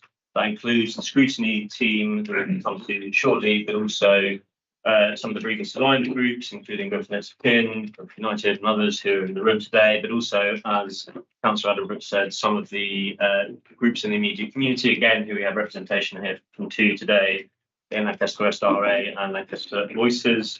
So the first part of the paper very much focuses on the consultation and our progress today. The second part of the paper is distinct, and that is about the transitional arrangements for the existing recovery programme that focuses on where we are in terms of the existing recovery programme, how that, what we know from the existing feedback we've had about what transition means in terms of some of the pressures and challenges that we need to look at. And there it also recognises the work of some of our existing providers that only focuses on those people who are funded out of our existing 50 million. So many of the partners who are here today aren't part of that, but that doesn't mean that they're not a key critical partner in all of our work. Thank you. Just to add to Yes, we've brought it to the committee's attention, but there is some mistakes on the table on page 77, page 78, which we've corrected in the supplementary paper that we issued. But if anyone would like those figures repeated tonight, we're happy to do that. And just to add to Callum's thanks, all the individual bereavement survivors and residents who have spoken to us either or who have completed a survey, who have talked to us on the doorstep or over the phone or communicated via email. I think we haven't yet analysed the feedback as the paper sets out, but it gives an incredibly rich array of reflections, suggestions, ideas, and we're really grateful to all of them for sharing their feedback. And this is only the first phase of two phases, and so we hope to hear from many more people between now and the end of the full consultation. Excellent, thank you. Okay, over to our committee. Greg. Very much, Chair, and I'll ask my questions about the two sort of areas that Sarah introduced the paper on. Sorry, excuse my voice. Firstly, the bereaved survivors consultation. I think turnout is amazing, over 50% in any kind of survey, and I'm sure that reflects the relationship we've got with these with this group of people. But I'm wondering, did you have any pushback from the 40-something% that didn't respond, or is there a reason why you're not getting hearing from those? And I will just part of that while I go through the rest. And from there was one point coming out from paragraph 4.13. I thought it was quite interesting, where there's very much a range of views. There's one group of people who seem to be quite worried that they're going to lose the dedicated service. But on the other hand, there's suggestions for alternatives to the dedicated service. And I'm wondering what you're hearing there, what suggestions you're getting. And clearly there'll be a pathway through at some point you'll have to navigate. But I'm wondering what you're hearing. So that's on the bereaved and survivors. On the wider community, clearly commendable to attempt to talk. The turnout seems to be really low. It's what I'd expect from a standard political survey, 3% plus perhaps. So we've how confident are you the responses are representative? So where are they coming from, demographically, geographically? And paragraph 5.23, you say, this is a quote, there's an appetite for conversations about the future growth support. There is among some people, but you could also draw the opposite conclusion for the vast majority of people, because they haven't actually said anything. So perhaps you could reflect back on those your comments and questions, please. Thank you, Councillor. So starting with the bereaved survivor questions on your point. So the response rate is good so far, but we are pushing right to the deadline to get that thing higher. And I'm hopeful that we will get above the 60% rate by the end. In terms of those who haven't still responded, though, we are checking through those processes. So some people are sharing their email address with us. So sometimes we know who has responded and who hasn't. There's an option essentially in order to be kept up to date and to be able to work with the external scrutiny team in designing the long-term future arrangement. But some people aren't. So there's a little bit of guesswork around who's responding, but we are also always tracking because people are asked to share their experience and whether they lost immediate family members, whether the survivor who were there late on the night. And we have all of that data, so we're tracking to making sure the response rates are representative of what we understand about the demographics generally. So far, when we're looking at the 40% who haven't responded, a lot of them, but not all, are adults who live in one household where one person has responded. And that's not uncommon with how we actually engage with families. And we are, so I don't think we'd ever get to 100% because of that reality. But there are some people who are choosing not to respond at this stage. And I think partly that's to do with questioning whether anything's going to change, because although a lot of people are comfortable with the levels of support that we are providing, there are still some people who feel that support isn't delivering exactly what they are interested in, and they are waiting to see in phase 2, where we will move from open-ended questions that we have right now to more of a sort of demonstration of some of the options as to whether we're really going to deliver some of the change that some of the feedback has suggested. So I think it's a mixed bag. In terms of some of the suggestions of 4.13, there, as I sort of alluded to in my last response, there is a mixed view on what people want going forward. The dedicated service, I think, generally, in one part or the other, provides a good level of support to people. The question is, which aspects of the dedicated service do people like? When we've been keeping an eye on a couple of really important questions. One about choice and control, because it's very much what we've heard generally from bereavement survivors about us as council needing to respect the individual's journey and needing to give as much choice and control to people so that they are empowered to make those decisions. And what people are generally saying is they want more choice and control. Often that is articulated through the personalised budgets processes we offer. And I think, therefore, that aspect of the service, I'd be very surprised if changed. The question is a little bit about what people feel they need from some of the workers' support and making sure that it's sort of enabling, not too intrusive, and actually used appropriately. I think that's some of our challenges. But the other really important part that we've heard is people highlighting that they are comfortable working. I should describe this differently. The way that we deliver the dedicated service at the moment, we generally call it a universal offer, but delivered in a highly personalised way, which means that every survivor and every bereaved family member and people from Grenfell Walk are offered the same range of services. How they access them and what they use them for is very, very different. One of the questions we've asked, partly because of the joint strategic needs assessment we did earlier in the year draft, was about whether people are, what they think about having a more targeted support for those people who have additional levels of need. And it's been interesting to see that a very large percentage of people are saying they do agree with that position.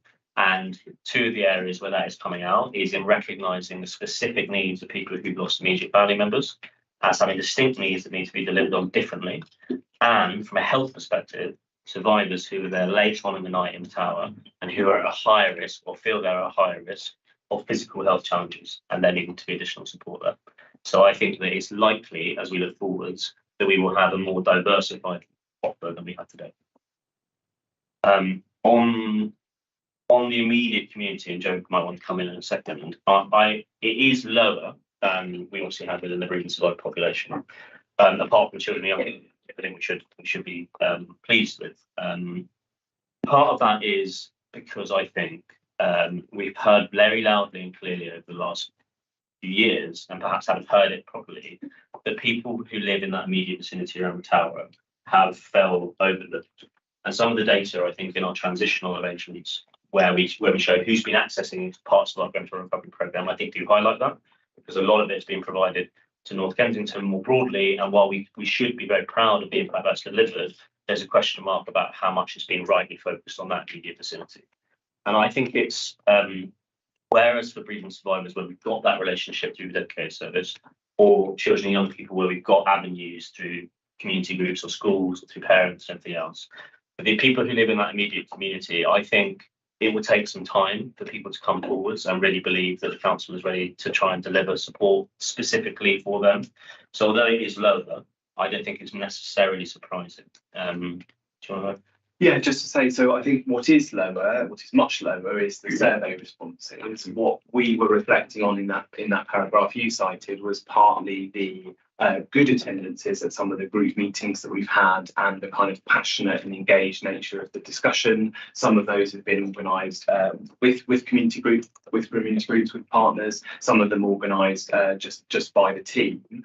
And I have been really encouraged to see that despite some of the concerns that people have about not being listened to in the past and feeling excluded in the past, that there is a desire, at least among some members of the community, to come together to shape that and to do so in a way that involves other residents as well. And I think that's different as a contrast to the bereavement survivor feedback, which has mainly come from individuals through individual channels. So I think that's been noteworthy. I also think that some people in the community want to see the conversation move on to the question of what this means. So they think, and I've heard certainly people say that, you know, you had a lot of feedback, we've told you what we need already, and we need to start talking about what that means in terms of the support. So we've talked in the report about moving on to that as part of the phase 2. So I would hope that if we're able to pitch and frame that in the right way, we would draw more people into the conversation through that second phase.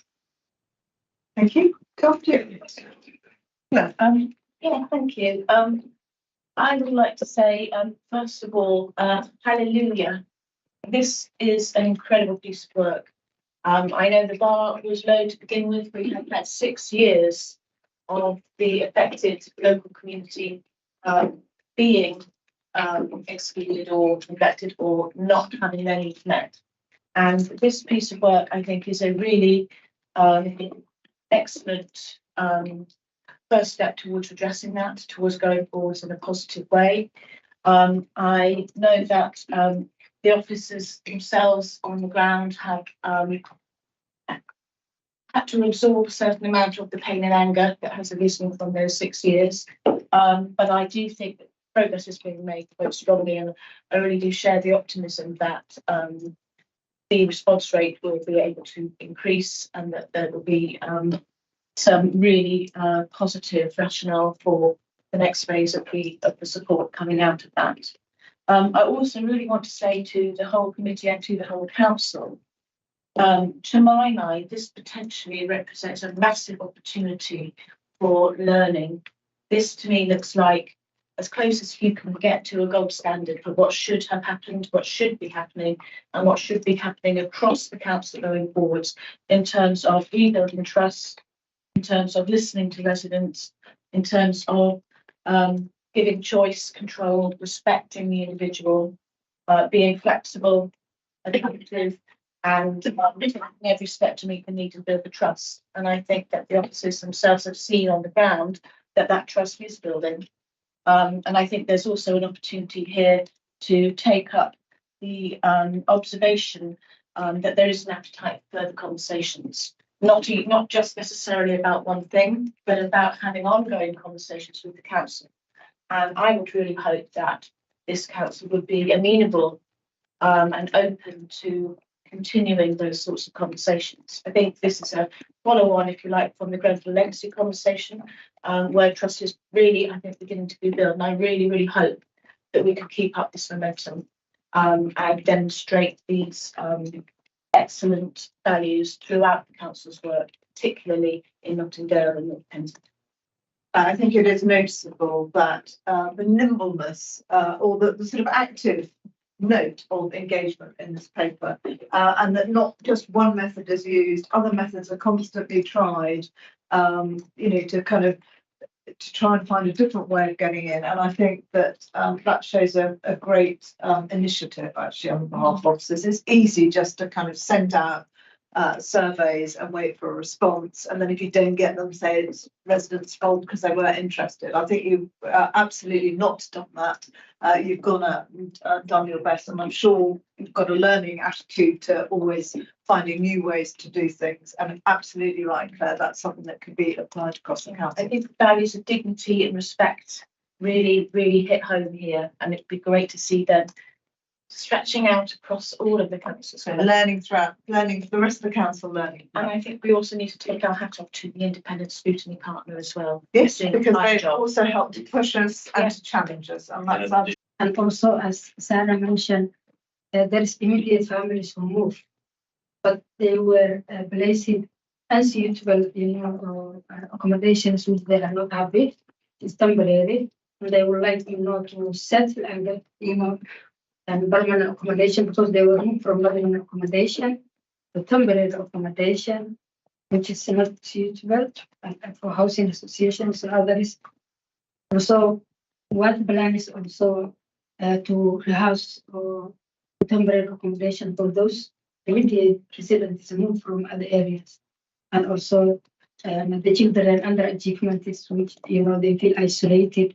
They still carry the trauma of friends or schoolmates lost, and they mentioned they will forget their children. They don't have activities. They don't have children club to attend and issues like. Thank you.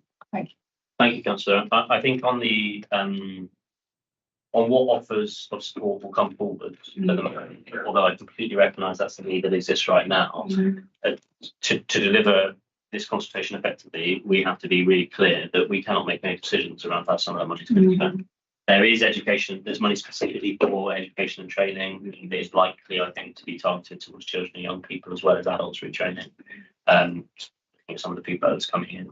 There is also money in for groups works and the immediate community. So I think there would, if that is something that people are looking for, then there is support there. I think also what we have heard quite a lot through this consultation is the idea of people having better communication to understand also what already exists. Because I think if you generally, if you look at the North Kensington and Notting Hill area, there is quite a lot of voluntary sector provision. We should be proud of that as a council, and I think the public sector is a great partner in its delivery.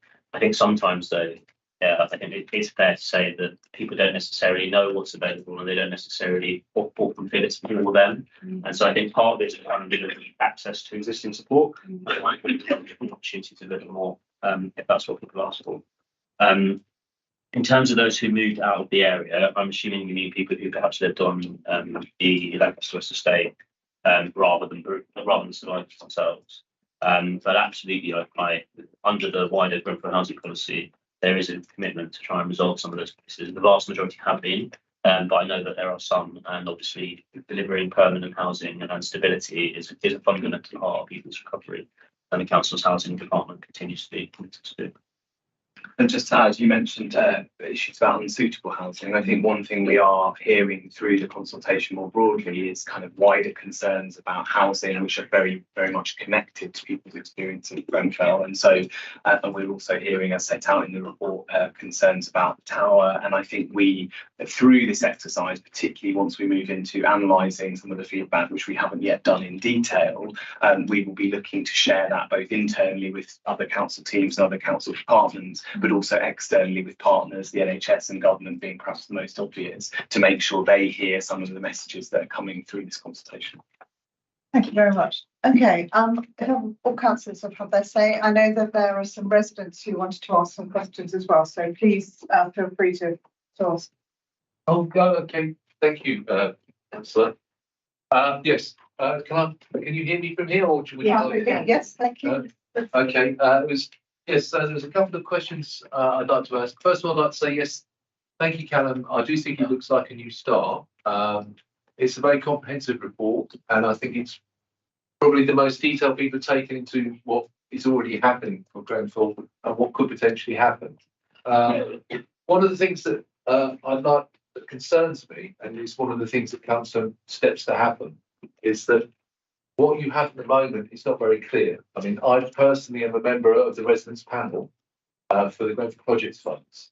And at the moment it's Christmas and we're nowhere near asking people to submit their bids for next year. So I'm not sure how we're going to manage to deliver 2 rounds more of funding by 2025. I think it's quite concerning as well that there's lots of different deliveries of services happening, and there isn't a clear idea of what they're delivering, who they deliver to. And I'm glad you're trying to look more into that. But I think it's important that for the next stage, you make a service plan of what everyone delivers to make sure that this doesn't replace services that have already been offered. Isn't like getting paid twice for delivering the same service. And also, one of the things I have noticed with what's been delivered under the Grenfell funding is, for example, we used to have a Citizens Advice Bureau office in the north part of the borough. Now that office has migrated to the south part of the borough. There used to be surgeries which were paid for out of some of the Grenfell money in local North Kensington areas. They're all being closed down now. So it's basically now that the north part of the borough without any advice on tenancy issues of benefit support, which is crucial to people going forward. And so I would like these services, great as they may be, whatever they decide to be, to replace things the council should be paying for anyway. And I wouldn't like the council to use this to fund something for a couple of years, which then disappears and makes the area actually worse off. Thank you very much. Those are all great questions. I've got a question about service map, lack of advice centres in the north and not sort of replacing funding, recycling funding essentially. So could you address those? Yeah, I'll start with Chair John jump in. But so I think in terms of the Grenfell project, and I'm sorry if maybe gave you the impression that it had to be delivered by 2025. I think that was our expectation. That's ours as well, but there is no pressure on that, and I think so. Just to make sure that's clear. So if people are delivering at a different pace, then that's fine. In terms of the impact, absolutely, this paper at the moment is about transition of those existing services.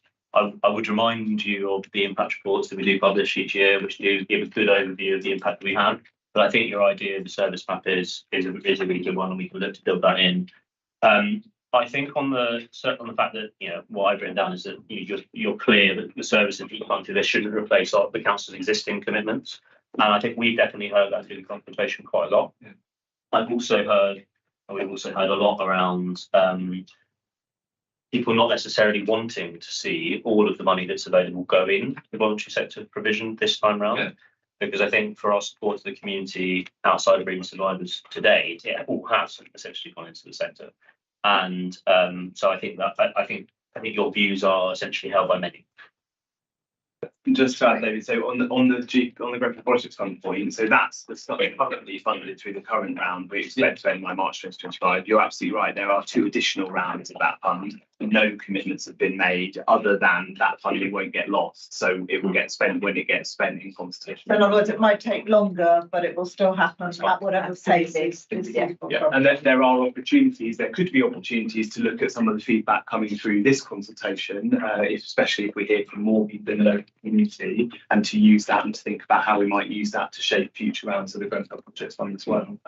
Just wanted to pick up your point about service mapping. One of the things that's come across really strongly in some of the group discussions is exactly that point, and people sharing information with each other about services that they're aware of that others aren't, the power of kind of word of mouth in sharing some of those messages. So when we talk about an appetite for kind of an ongoing conversation, I think that's partly exactly that, so that people can help plug each other into things that are happening, both provided by the council and provided by the community. And I think we see that as a core challenge moving forward. I think the sustainability question has come up a lot as well. So people don't want to see this funding used in a way that feels like a flash in the pan. They want it to have a lasting impact. There are different views about what that looks like and what that means. For some, it means something physical they can point to. For others, it means something that will leave a lasting legacy in a different kind of way. But I think that's been a really common theme of the feedback, certainly the group discussions that I've been part of. Thank you. Are there any other questions? Yes. Hello. I think I'm so pleased with the team that they are going out of the way, and I think everybody is appreciated. And I think it is very hard to reach those people who are unreachable sometimes, and they are still a group of people who will never reach. My neighbor has never gone to any meeting or anywhere. She lives alone at the age of 87. I think you have met her on her doorstep. So I think it was a hard job. People were angry in the beginning. Now their anger has reduced because of the time needs. And I think the work they have done, it is a wonderful work. And I agree with the points David has already made. I think it will be something which should be a long term, not a short term. Learning lessons from the mistake in the past have what we have made, our council have made. I think it will be a process which will continue and keep engaging with the people and listening to them is a very important. And then picking up Claire's point about applying it more widely as well. That's really and I think there, as you said, that a legacy which can be pointed out that this was the result, I think will be a very important thing, and maintainability of that legacy as well. Because sometimes you start something and in few years' time it disappears or it becomes basic and nobody uses it. So it is very important to have a continuous support for it. That's clearly a strong theme, and thank you for bringing it out. Any other questions? So, yep, sorry. I'll stand up because I'm so small. So first of all, hallelujah, as Claire said, I thought I would never be in any of these council meetings actually being able to applaud a part of this council's work that is working. So well done to Callum and his team and Joe for really having learned some lessons. We had a lot of scraps along the way, but really this was the only hopeful kind of rainbow that we've seen after very long battles in the trenches. There's a couple of comments that I wanted to make. The first is that I think that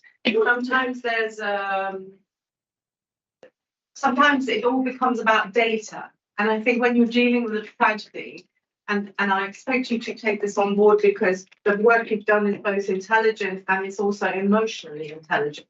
Very often we find that emotional intelligence is lost in the types of processes that councils and officers have to deal with. So that keeping the emotional intelligence at the top of this, I think it's not always about data. When we look at the tragedy, we have to understand that it's not about the numbers because immediate family members are always going to be outnumbered. It's also, which brings me to another point about numbers, is that this is really looking at the 500-meter radius around the tower. And there is a distinct difference between the people in the 200-meter zone, which all the studies really reflect is the sort of epicenter, and then the zone beyond that. So I think we really have to, again, really keep thinking about that. The main thing that really struck me is that 5.26, it was the saddest bit of this report, which is really about the community, the forgotten community, the immediate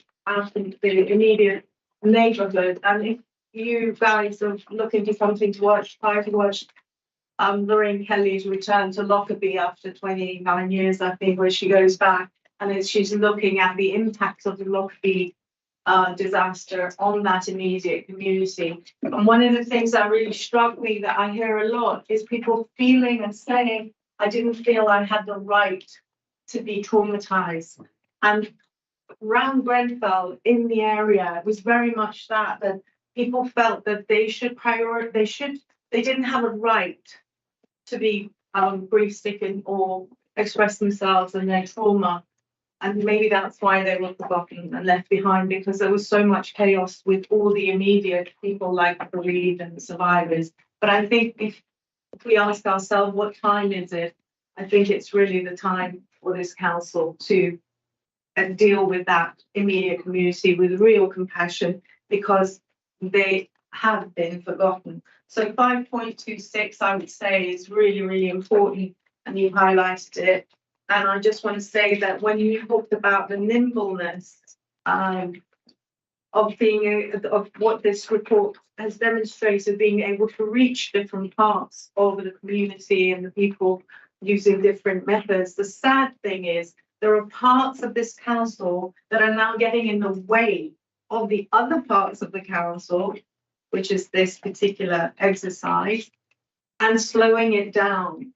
That nimbleness can't be effective if there is internecine warfare within the council itself, if there is parts of the council that do not allow this work to proceed in the way and the pace that it needs to be exercised. You have 143, I think, responses on the immediate community. I might have got that confused. The turnout, the responses are very low. It doesn't have to be that way. I think it's very low because there's parts of the council that are actively blocking progress. I will ask you about that. Thank you very much. Claire wanted to come in, and then I'll ask you to give some feedback on those comments. Thank you, Melanie. I just wanted to first of all note that today, yesterday, is in fact the anniversary of the death of Amanda Beckles, member of the immediate community. And the reason I mention that is because it speaks to the point being made about people feeling that they didn't have a right to seek support or that have their trauma validated. And that is not a reason why people didn't come forward. There was nowhere for them to come to. And I think the council need to be really clear about that. That's what happened. And when we're talking about the immediate community, we are talking about St. Helens Road, so within the 500 metres. And when we look at where the deaths have taken place in the last 6 years, it is in that excluded cohort. So I think it's really important to remember that, and also to remember, with reference to the 200 metres, it's referred to in the report, the importance to understand and respond to people's individual experiences. People will have different needs depending on where they live, depending on their tenure, depending on their family circumstance and so forth. And I feel very, very confident that this piece of work is going to really look at those individual differences and meet as many needs as it possibly can. And just in terms of the anger, I also really want to say the anger has not reduced. Where the anger is reducing, it's, I would say, as a result of these sorts of conversations that are being had and the efforts and work of Callum, Joe and their team. But I do think council should not be underestimating the levels of anger still remaining and that we need to work with. I think and hope that complacency about any of those points is very far from the council's mind. I would like to think so. I think it's certainly far from members' mind. In fact, Callum, Joe, can I ask you to respond to some of those issues, particularly around whether you are being impeded by parts of the council or So some of those, thank you, Councillor, and thank you, Kimmy, for the questions, and Simmons for your additions. I think there's a few points that raised there. So on the radius, absolutely, the consultation does begin from a framework of looking at a 500 metre radius, because that's where the public health annual health surveys essentially begin to show the increased effect. I think the data does show that people who live closer in the 250 metre radius do tend to have a higher degree of impact. But I think what we've looked at is the 500 metre radius where it begins to spike, and Councillor Simmons right that what we are looking through in the consultation at the moment is not an assumption that everybody who is in that area will need the same level of support or to want it. And I think where the proximity for people who live in the immediate vicinity under the tower on Lancaster West Estate is absolutely a driver. The other, though, is people who are living in the tower blocks with a direct line of sight, who share some of those really similar concerns of safety that it is clearly very difficult to continue to live through, which we've heard directly from. So it's finding the balance. And some of that is covered in 5.26, as you rightly highlight. We, in terms of the point around blocking, I think we are hopeful that, as we learn from the Scrutiny team and as we learn from our residents and our stakeholders and our partners, that one, we will improve and we will be able to deliver a better service for the community that deserve so much. But also that we can work with our colleagues to make sure that we're all the same. I think that's the thing that we keep coming back to, isn't it? Well, we actually do manage to do something well. Let's make sure that that thrives and is shared around the organisation. I'd quite like to. Has anyone got any other questions? One question, John. Thanks, Chair. It's not a question, it is a recommendation. And hard to reach people, mainly they don't participate in the consultations. And I know many people, who don't know what's going on in our council. So my recommendation is, the council has to use more community groups who really deal with clients and see the residents. That's my recommendation. Thank you, Councillor. No, just to say that the one other method I think we have found effective is door knocking. So we've knocked on people's doors in the area, particularly focused on people living on the main council estates. And that has been, I think, a good way of reaching people who we might not otherwise have spoken to. But I completely agree and accept the point that we need to use all available mechanisms, including some of those key partners. And some of those have connected us with groups of people we might not have spoken to otherwise. But if you or others on the committee know people who you think or know ways in to speak to the community that we might not have tried, we would welcome this. I'm going to sum up now by saying that clearly this is a good piece of work that people appreciate. I think it's also clear how much interest there is in this work, and therefore we'd ask you to come back in 6 or whatever the right interval is, but roughly 6 months again to report on the next stage. There have been a couple of very specific recommendations around a service map, around being very clear that we're not reusing money from one thing for something else, and obviously about clarity about the sort of 500 and 200 metres. But fundamentally, I think we appreciate this piece of work very much. I think it is a model that should be used in other consultations and an example to other council services, and that we'd like to see it again. So thank you very much indeed, and I'm sorry it's been a long night for everybody. And can I just add that we're really grateful to region survivors and local community for engaging on this consultation. That's noted. Thank you. And thank you for attending, everybody. Right, now we're going to move on to paper A9, ask for the councillor Fulbright. I'm sorry that you've had to wait so long, obviously, and councillor Fulbright. We're going to come back to that at the end. Because that's more than on my agenda. We'll see where it fits.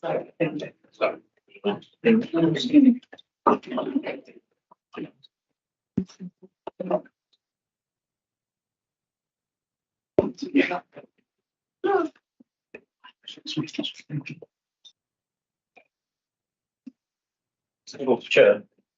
I can leave that.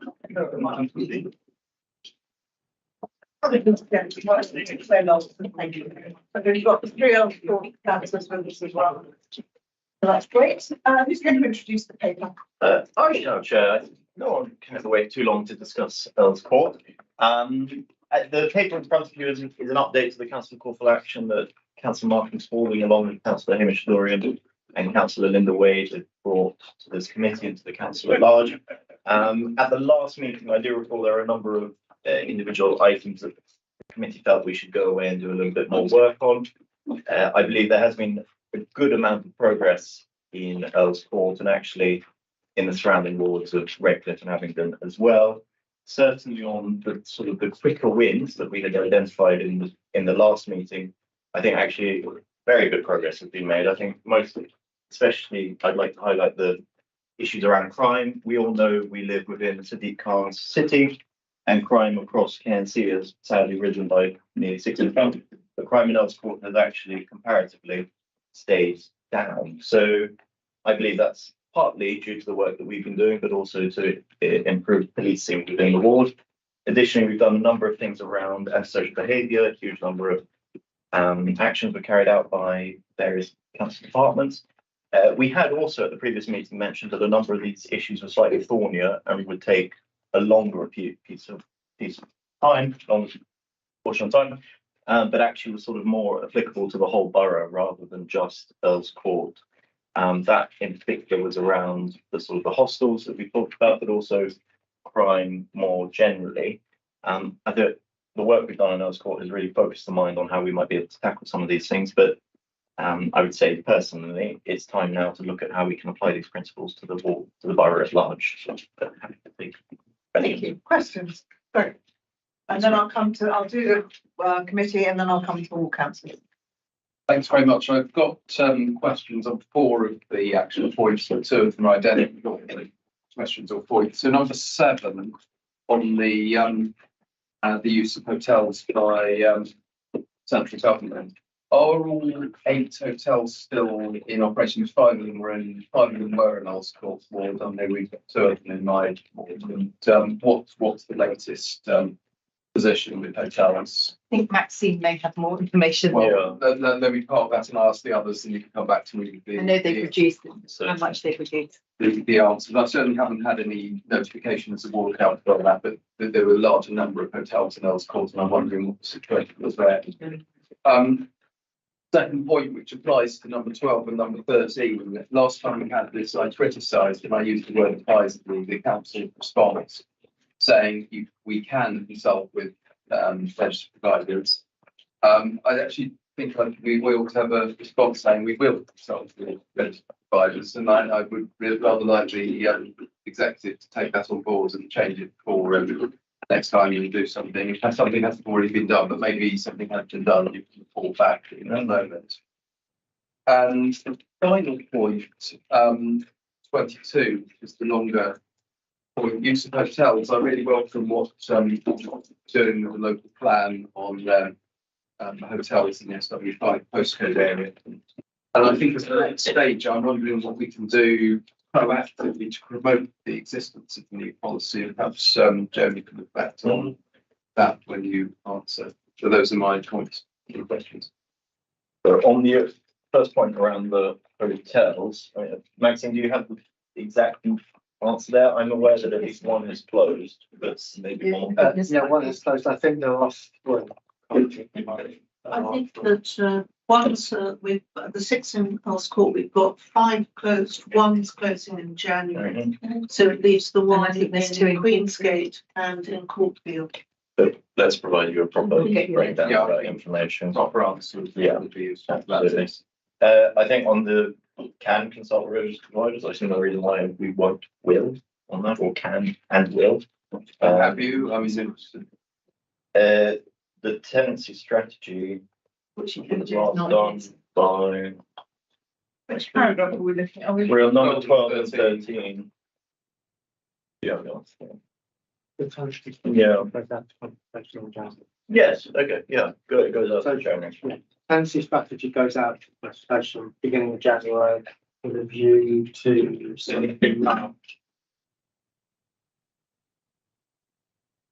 And I see in 11, we do say we will consult the registered providers. So I think, in fact, The answer is yes. 11, 12 and 13 altogether. And then on the hotels, I mean, this is something that, yes, we had, my predecessor had singled out the SW5 postcode, but it is something that I'd be very keen to certainly promote, because I'm sure a number of the hotel owners are not aware of this impending new local plan. But it is something that perhaps we can look at one of our very early reviews of the incoming local plan, whether there are other areas around Kensington and Chelsea that may benefit from such liberalisation. I'm thinking specifically probably Pembridge and areas of Colville might benefit from that change. I think also the word is getting out. I'm certainly seeing a number of HMO to studio conversions coming through the planning portal. People are rightly following the policies as they're set out. I think there has been discussions with a number of ward councils around whether, in fact, going from, let's say, a 20-room hotel to a 10-room studio, 15-room studio is necessary, and indeed they're sort of coming forward with slightly larger family units. Our policy doesn't yet allow that flexibility, but I'm hopeful that the evidence that we're building by allowing this will show that at a future review, we can actually expand and perhaps encourage people into single family units or slightly larger apartments as well. I mean, I would share your observation about the HMOs to studios. Anecdotally, there do appear to be some of them coming forward. I haven't seen anything on the hotels yet, although I've noticed there are a number of former hotels that are closed and boarded up and haven't come back since the pandemic in the SW5 and neighbouring areas. And there's clearly an opportunity there. I'm aware of a recent refurbishment that was commenced in Earls Court by a very prestigious hotel operator. So there is money now coming into Earls Court. Obviously, in that situation, it's an existing hotel into a more luxurious hotel. Closer to your ward, there is also that conversion of sort of a hostel into a hotel use. I think flexibility at large is what we're seeking. If people believe that it's in their commercial interest to go from a hostel to a hotel, or from a hotel to residential, it shouldn't really be on us to decide whether or not that's commercially practical for them. It may simply be that at the moment the market is encouraging good quality hotels rather than private residential. But the policy at least allows them to make that shift. I suspect word will get out, but we can certainly try and encourage that word to. So I suggest on 12 and 13 that can should be will. Yes. Yes. Okay. In line with 11. Yeah. Lovely. Okay. Yeah. Thanks, Mary. And yeah, just to certainly echo the point that was being made there about giving flexibility for hotels. So if they want to change to family units, and that gives them that extra flexibility. So I would certainly strongly support that. And hope that we can get more residential units by that method. There's just 2 points of question I wanted to raise. First one regards the ECDC, and I was just wondering if you could update us on what potential you see of working with them to address some of these actions, both in the short term and longer term, with sort of Section 106 and that sort of thing. And then the other question was, what sort of success have we had on banning repeat offenders? So I see that there's 4 repeat offenders that have been banned, but is that actively enforced, and what's the sort of general feedback on that? And does that extend also to antisocial behaviour orders, people being excluded from the area under those? So Stuart will pick up on the second point, but on the ECDC one, I think we should be really welcome. We're open for business as a council. This is one of our few remaining large sites where we can actually deliver a large volume of housing, not only to meet our housing targets, but actually just to provide homes for future Kensington and Chelsea residents. We want them to be the best homes that we possibly can. ECDC are working through in preparation for a planning application sometime this summer. I know you sit on the committee, so I'm sure you can't prejudice yourself here, but it's important for us to make sure that what they are planning to bring forth is what residents are seeking. I'm heartened to see that from the previous sort of discussions, what they've presented publicly now, they have increased the open space, they've increased the amount of office space to make sure that this area has a really good functioning economy. That economy, those additional residents, the security that will come from having a new development with CCTV and all of those things will spill out into the area. We're very keen that we can compel that spilling through the 106 agreement to make sure that money does end up in the neighbouring locales. The site doesn't qualify for SIL. It's exempt, but it will generate a significant amount of 106 monies.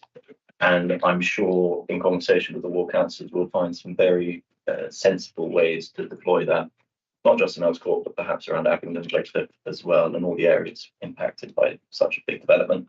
And really, I should just welcome them and the amount of money they're potentially investing in Kensington and Chelsea.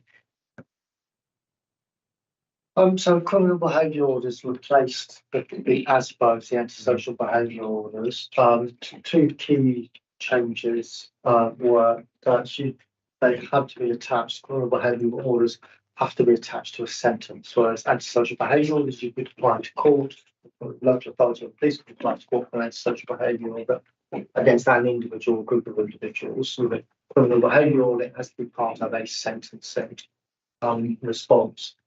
And the other difference is it can have both positive actions and negative actions. Under the ASBO, tending to be not to do this, not to go in this area. Whereas under a criminal behaviour order, you could say to someone to engage in a drug treatment programme or what have you. The tariff is quite high in getting criminal behaviour order. We are required to be able to really properly demonstrate those behaviours are having an ongoing and consistent effect on that individual in an area under a criminal behaviour order, alongside other activities and sanctions will have a positive effect. So the courts are incredibly circumspect in the number that they issue. The 4 that we have got are effective, effectively managing the behaviours of the 4 individuals that are causing concern within Earls Court. So, so what I would say is with the criminal behaviour orders, it is a useful tool, but only in certain circumstances for certain individuals. And I think the court's concern is that it's quite a significant act to enact criminal behaviour order on someone's liberty. I think that's the kind of balance that they have in their mind. It's probably worth also adding that we are, in addition to this, looking at consulting on a number of PSPOs, not just for Earls Court, but for other wards. And this is really to give not only our sort of new street team, street enforcement team, a bit more power, but also to help the police deal with issues that haven't yet become necessarily criminal, but are on their way. So, for instance, carrying drug paraphernalia rather than drugs themselves. These are some of the things that we just want to give the police the tools that they need to make sure the crime does stay down in Earls Court.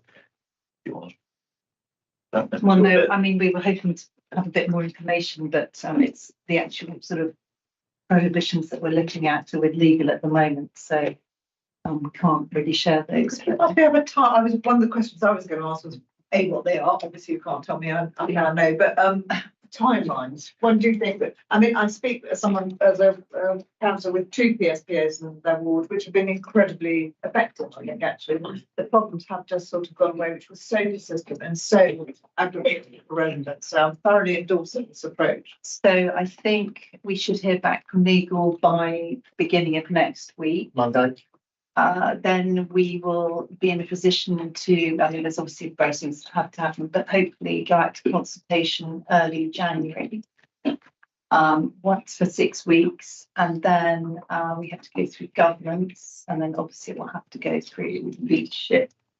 So we were aiming for 1st of April. I'm not sure whether May or June, but no, I think it might be slightly later. It just depends where it goes fall and whether we can get it to leadership. But certainly, I would hope by April, early May. Good. Okay. Can I do this? Yes, thank you. On page 326, I was a little bit concerned potentially that ASB might grant more eviction in this particular field. Who'd like to comment on that? And what problems that might create rather than solve. Who's got the best answer? We've got a few. Seems quite sensible to me, really. Because even people who do social behaviour, they still need a home. They still have to be somewhere. So I know that we were recently in Earls Court, and in fact Linda was there. The police did a drugs bust. I can't remember which registered provider it was, but they were causing significant ASB to the other residents. So it was the duty of the housing provider to rehouse them. To protect the other residents. But they were rehoused. Was the key point. The housing provider had a duty to rehouse. Thank you. Will? There are. Sorry, you were there too. Sorry, we'll come. Sorry, there are a number of aspects here of what actions we've taken on their own merits, which have been exercised in actively focus. Then another aspect of this is that many of those different schemes we work have been integrated together, different departments. In relation to drawing, taking this further across the barrel, how are you going to address the issue, or is that for a future report? The issue being, well, the issues there are, if you like, excellence of, there's new tools like PSPOs being actually not new. The integration. But there's the new ones in their own right, and then there's the integration of them. And that dual approach, is that can be examined for rolling across the barrel? If so, when? So I think, partnership working is really important. Our partnership working with the police, particularly. This is going to be a pilot in Earls Court. And I think once we've got a bit further with that and we can see what works, we'll then look at rolling it out into other areas where there are problems with, say, ASB, crime. But yeah, sorry, it's just to add, part of what we've been doing behind the scenes on the sort of the structure is that we have been integrating all of our services internally. So the street enforcement team brings together what was waste enforcement, community wardens. Yeah. It's sort of what we had, our sort of street-based presence is now all unified under one branding, and that will be launching formally on the 17th of January. They will be uniformed and they will be a very high visibility presence on our streets. They're currently in soft launch mode, so they are around, but you might not necessarily see them. But what that is designed to do is to make sure that they can tackle problems when they see them, but that they're also eyes and ears for the other departments within the town hall. So a street enforcement officer may not have the requisite skills to identify a breach of the construction management plan of the property, but they will be able to spot when something doesn't look quite right and reach out to the construction management team in that case. So we want to have eyes and ears. Of course, council fulfill a huge amount of that role as well. We need to make the reporting mechanisms easier, and we need to make sure that the specialised teams that sit above them can be deployed quickly as and when a problem does arise. So the PSPO is just another tool. So refreshing to hear that, because for instance, on the subject of identify and understanding in 2.9, the Safer Neighbourhoods team said that there's no point in addressing that as an arresting issue. It's got to be done with social services and those, dealing with problems of drug abuse. Yeah, well, so it's this working together. That's an experiment. Yeah, just to add to that, street enforcement team are all able to link in and make direct referrals into the drug and alcohol service, which is linked into health and adult social care and Garrett's here. So very much linked. I'm actually think all councillors in, but Sydney and Warren, have you got any questions? Thank you, Chair. So please make them. So, Just very quick, and thank you for this report. I think it's very important and very good work that you're doing here. So thank you. I've got 2 quick points. The first one is on page 322, paragraph 229. It says there will be an increase in the number of police officers. We have an idea of how many specifically, because will be meaning that there must be, and we call it that number as opposed to maybe. And then the second question was followed on from Tom's on page 332, paragraph 15 in the appendix. The police convening community behaviour order panel. Is there any representation from the council? The council who is on and happens in me? I'd like to you, Stuart. Yeah, so the last one, it's this month in this community safety team. So previously it was Rachel Merriman, but she's left the council and now the Laura Platten to recruit replacement. And your other question? How many police officers? 229. Paragraph 229. I think, yeah, we can't say quite yet, but we will be able to in January. Great. And what we've been told. yeah. One. Thank you.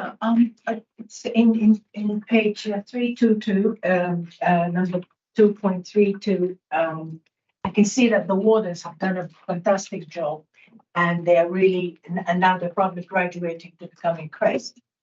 Right? Am I right in thinking that? So Crest is sort of the overarching internal Yeah, but brand. will you have wardens? You won't have wardens. You'll have So Crest. we now have street enforcement team officers out on the street. They report into what internally we call Crest. Crest is really our sort of internal reporting mechanism. Okay. But the premise of Crest was to bring together all of these services. So the set, as they're now called, are sort of the culmination of bringing together our street-based enforcement. We're also making sure that other areas are talking to one another, and as Stuart says, they're able to communicate. So this is wonderful, because now I see with the wardens, there is a sense of security. There is a sense of someone is actually watching and looking up things. My concern is, are the police being more complacent, because now we have somebody more or less being visible as acting as a deterrent, because we Let's see comment on that. we see more, Are we we see making more. police voice? Sorry? So you're asking, are the police stepping back? Yeah, are they feeling a little bit more, less engaged, more relaxed, because there is somebody who's actually more or less doing something? I think, the inspector, obviously, though, he's superintendent. Owen. Yeah, Owen Renando is absolutely committed to community policing. And we've been assured that we will be getting more police. We're getting an inspector for the north, an inspector for the south, and I can't remember how many sergeants. As a number of sergeants. Yeah, a number, sorry, but we'll have more information in January, but they are absolutely committed to community policing. So I think we're going to see more police on the street. Good, thank you. Now, Earlscourt Council waited very patiently. I'm going to go from left to right. Questions, Linda. I have some comments, but I do have some questions. So all of them are going to be beautifully selected. So you can tell by your face. Maybe want the questions first and then the comments later. Why not? Okay. Supported needs now. All of this, all three board councillors have had meetings with management of hospitals in the area.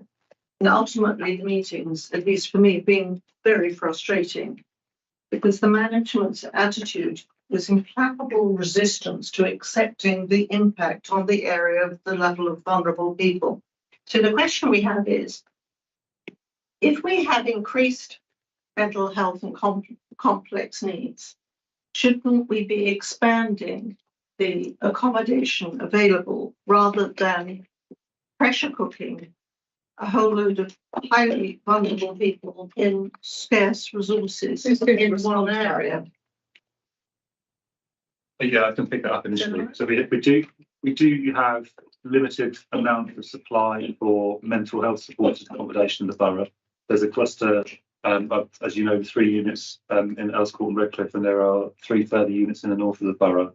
But even with those numbers, which are high for an inner London borough, you don't see that in a lot of other places this close to the centre of London.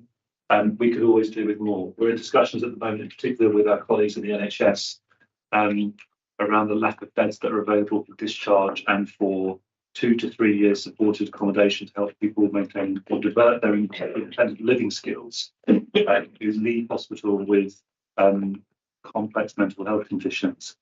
We are working with the NHS to develop a strategy and set of plans for how we might address that supply, because at the moment, without having anything available locally, we are spending more money than we might otherwise, placing people outside of the borough.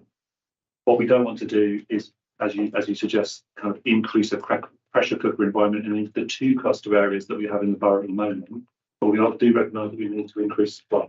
I would respond to that by saying you're responding as from adult social care, but actually in the Earlscourt area, you actually have nominations from housing as well. So I'm suggesting that perhaps we do need to have a more integrated response, given the complexity of the people being placed there, with public health, adult social care and housing, because ultimately the impact is such that it's not positive for the individuals or the residents.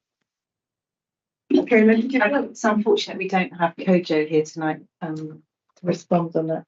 Is it not something that can be considered? Well, I think it can be considered, and I think actually part of the answer is making sure that new sites that come forward do consider the need in Kensington and Chelsea.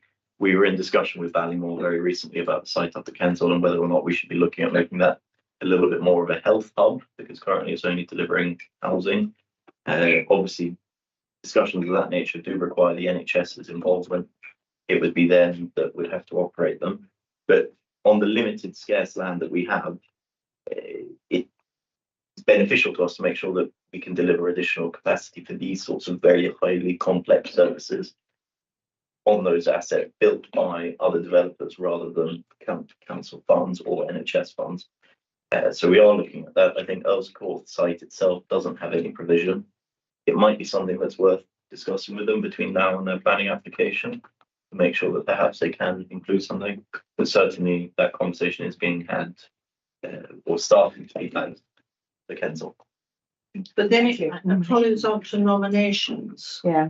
both in general needs and specialist support housing problem. So I would ask that if vulnerable residents are nominated prematurely to general needs, face eviction, that there is in fact at present no pathway for them to return to the school they need without the legal procedure, which means you just get a revolving door rather than capturing a person who's gone into general needs, clearly can't support a general needs tenancy, and actually would be far better if there was a clearly defined pathway for whether social housing providers or anybody else that they merely go rather than have a, say, 1 year wait for eviction process, going to court, and everybody gets worried.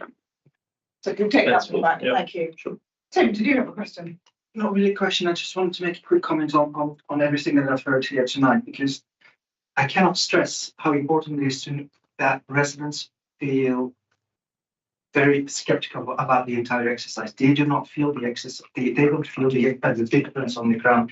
If you look at paragraph 2.9, the social behaviour fields are significantly higher than anywhere else in the borough. And this is also, you should also take into account reporting fatigue. This is the result after the three of us, the three ward councillors, pushing residents constantly to report everything. But it doesn't help that when residents see an issue on the street, they also see a warden, the warden just passing by and not taking any action. It does not provide residents with confidence that actually reporting anything is helping them at all. Feedback from the recent ward panel also shows that residents are very skeptical about the entire PSPO exercise. So there is a communication exercise needed to help them to do that if that is actually going to be successful. And that's my only point I wanted to raise. Did you want to I do think a lot of people are skeptical. There seems to be an issue of perception here, because the crime figures are clear in 211 that actually, even if there are that many more calls, the statistics show that all crime has increased at a slower rate than the rest of the borough, and that violence with injury, some of the more significant things, have actually reduced quite significantly against a rising figure in other parts of the borough. So it may well be that residents are writing in, and as they should, because that's exactly how we can get the police to make sure that they put resource into an area. It is through reporting. So if anything, I welcome the fact that your residents and the residents of Wells Court have been reaching out, because that clearly is paying dividends in that they are tackling the crime. I get a lot of residents. And then on the PSPOs. And actually don't report anymore. Well, can I just say it's really, really important that they do report it to the That's the police. message that we constantly give them. Because some people confuse wardens with traffic wardens, and they have a different role. So it's really important that any crime is reported to the police. If it's an emergency, obviously 999, and then there are other ways to report less urgent. Rest assured, that is the message that all three of us give, but these figures are not reflecting what's on the ground, and this is not reflecting what residents feel. And Could you just respond, Tim, about the wardens walking past? Yeah. They're a concern that we might be confusing different types of wardens. And I think this is exactly why we've had to make sure that they are branded appropriately. I do agree. There are cases where I've seen one of our community wardens appear to walk past an issue and not record it. The relaunch of the set has included a huge amount of training for the new officers. We're up to now 39, including a number of agency staff. They are going through really intense training. Street enforcement tests. Sorry, don't call it the set. The street enforcement team are going through this really intense training. I've already seen, even in the soft launch period, a huge uptick in the number of fixed penalty notices, the number of reports that they're bringing forward, the number of referrals they're making to the other departments. So I'm already quite confident that they are having an impact out on street. They're also being tasked with taking a very zero tolerance approach to some of these things. Historically, the council has tried to sort of talk through issues with people, but there are a number of issues that can't be resolved through conversation and do just need immediate action. And they are now afforded the powers to do that. The PSPOs will give even more power, but also power to the police, really, to tackle that mid-range issue that is somewhere between low-level ASB and something that is very clearly criminal. this helps the police catch criminal brain. So hopefully we can continue seeing the reduction in crime that we have witnessed in Earls Court in the year ahead. Hamish. Just a couple of comments, if I may. I'm conscious of late hour. First of all, as ever with the return of the call to action to force, I'd just like to pay tribute to the way Councillor Spalding has initiated this in the first place to him. I would just like to have a couple of, I will send through some more detailed comments of mine on the individual recommendation responses, but just in the interest of brevity this evening, I'll focus on policing, housing, and adult social care. I think points on planning, hotels already well made, so I don't think it does. On policing, I think within the constraints of their own resources, and I'll try not to make too many party points about city council and so on, within the constraints of their own resources, I think they really have tried at least to step up and really take this to heart. I think there is a realisation from them the drug fuel ASV problem in Earls Court, and I think they have been trying to step up. They have been executing some of these operations as much as possible, putting additional resources as much as they can. Clearly, there is more to do, but I think there is the recognition from them that they need to do more in the area. So I'm grateful to them for that, to lead members for engaging with the police on that. We'll continue on that course of action. We'll see what also the new commissioner I've met as well with his new emphasis on neighbourhood policing. I'm grateful for that, and hopefully some of that will start feeding down to the bottom line, onto the front line as well.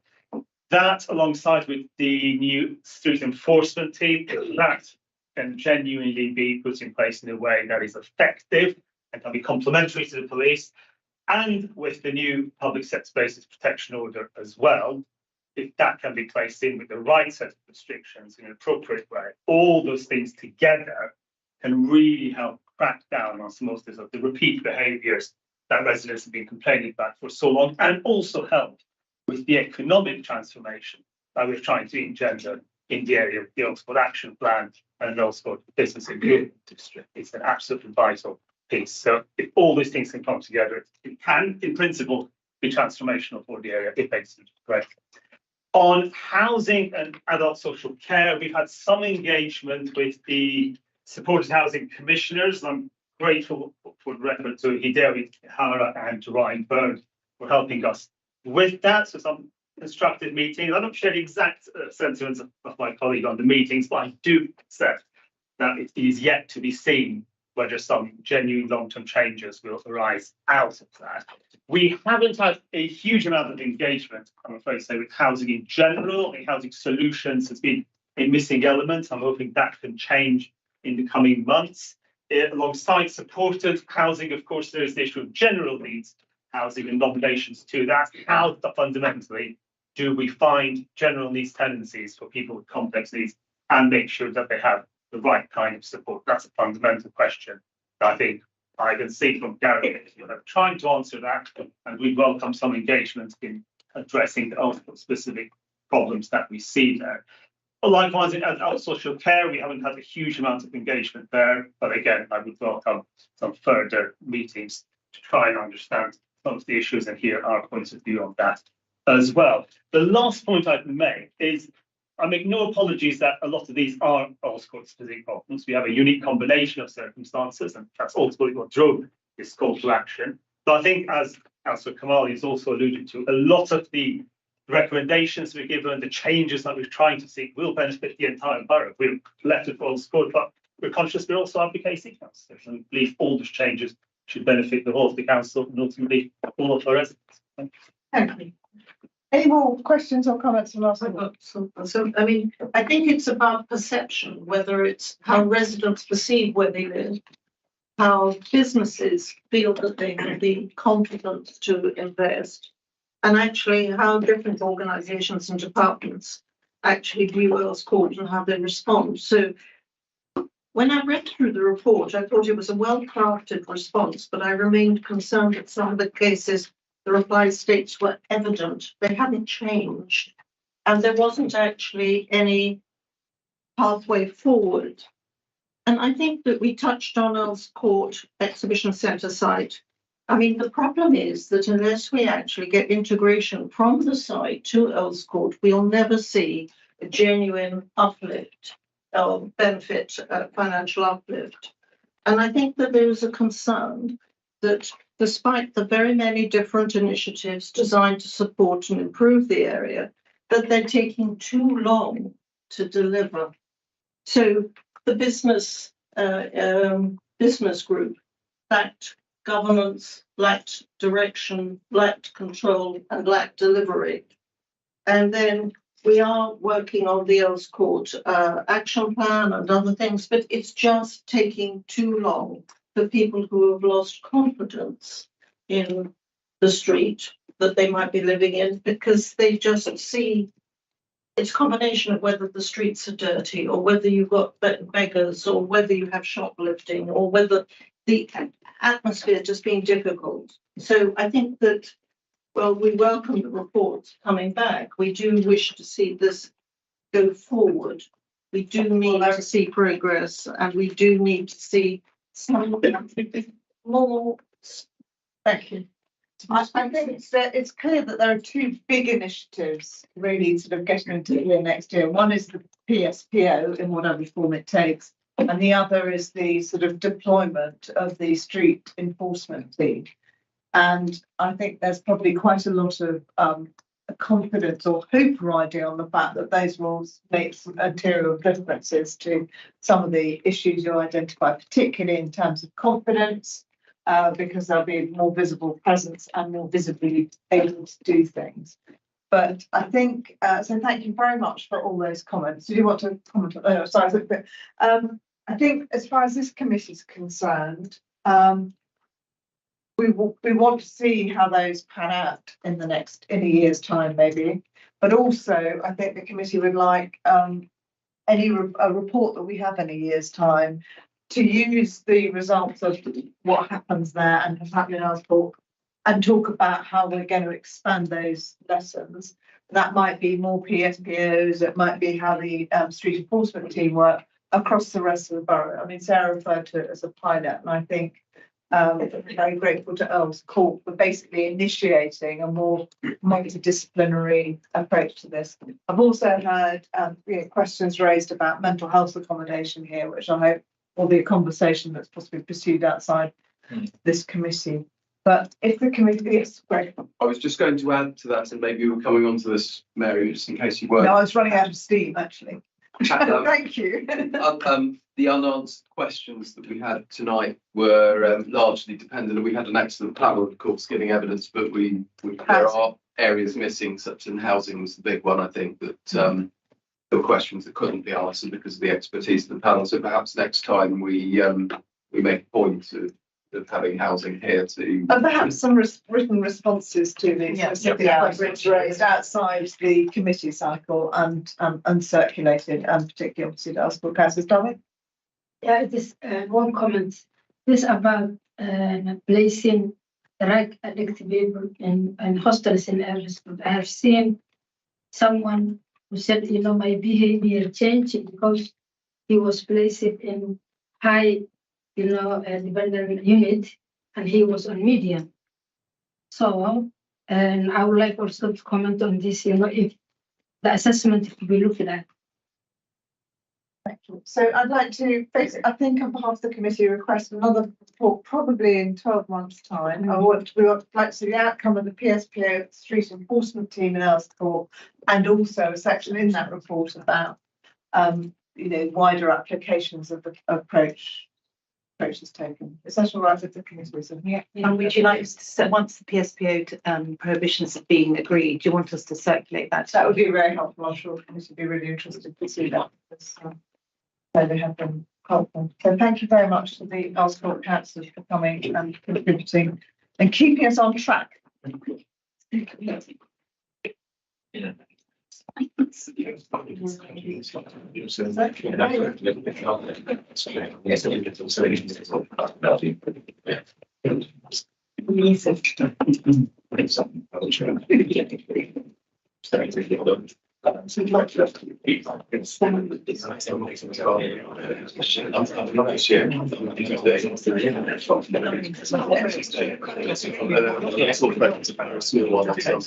Just things to work through, but just. On the agenda,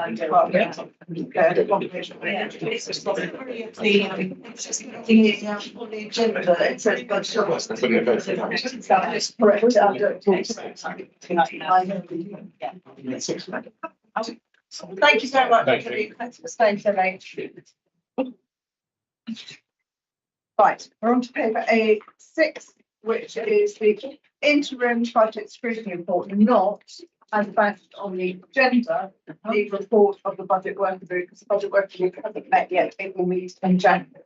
And this paper is comprised essentially of four summaries of the four select committees that we have sat so far and their recommendations. And what you wanted to do.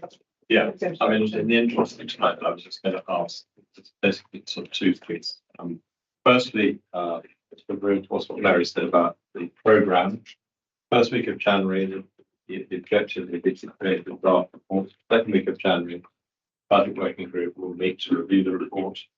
19th of January is the publication of papers for OSC, and then 6th of February is LT, and then later in February is council. So that's the path of this report preparation approval process that is aimed to go through that.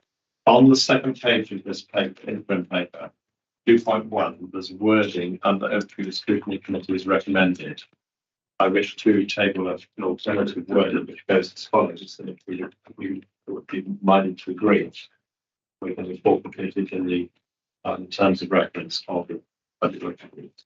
To consider the draft minutes and accompanying recommendations, to develop these together, update on implementation, together with update on implementation of budget working group February 23 recommendations.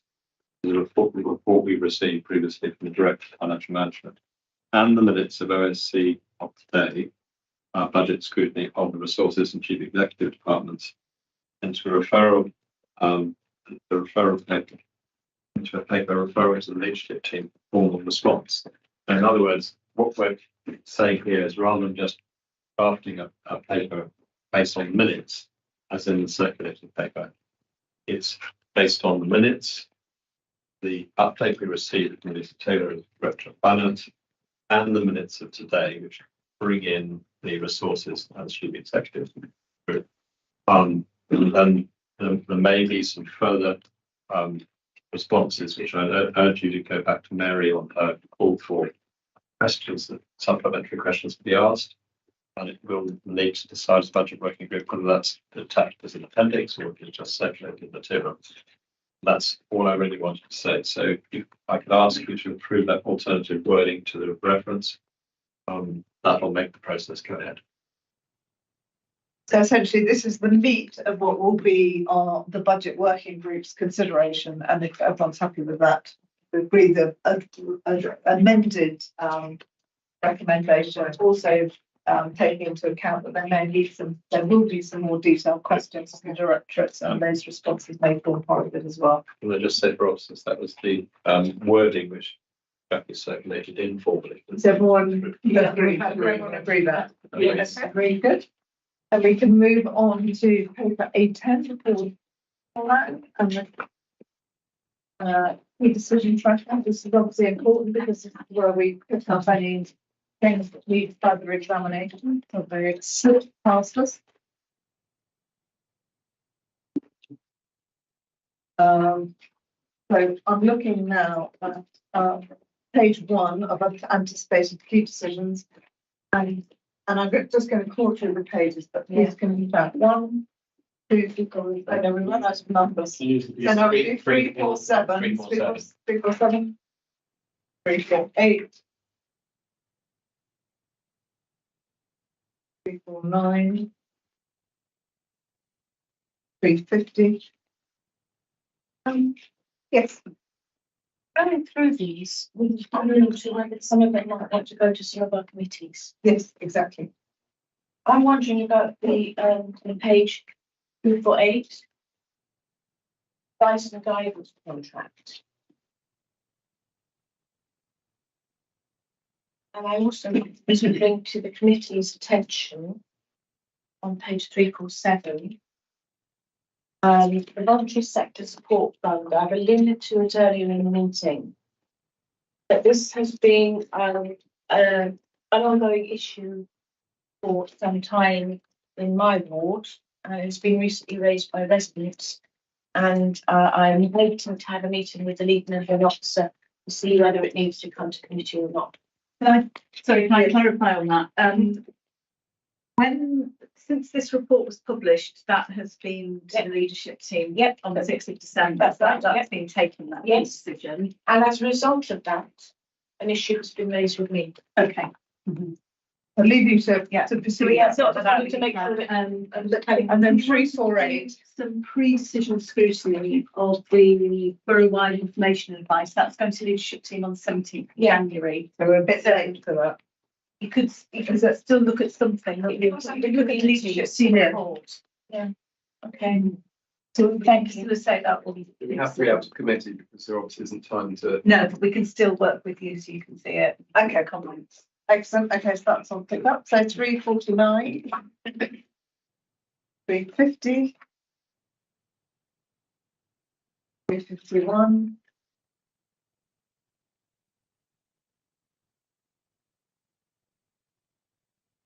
352. Do we need to think about the digital strategy, or I raised a question about that after the last meeting. I'm still waiting for a response to find out. will you feed that back to me and leave it, and perhaps leave, and then we'll decide whether it'll come to, or we'll decide whether it comes to OSC. I thought we, just the other one above it, housing strategy, I think we've done that one, but clearly something, it's a strategy document, is the sort of thing we ought to look at as a committee, but I thought we. I agree. Although it doesn't say that we've. It doesn't say what we've done. No. Maybe we did an earlier version of it, or because this is a 2023 to 27 document, so maybe we did it in 2020. Sorry, I can just comment on that.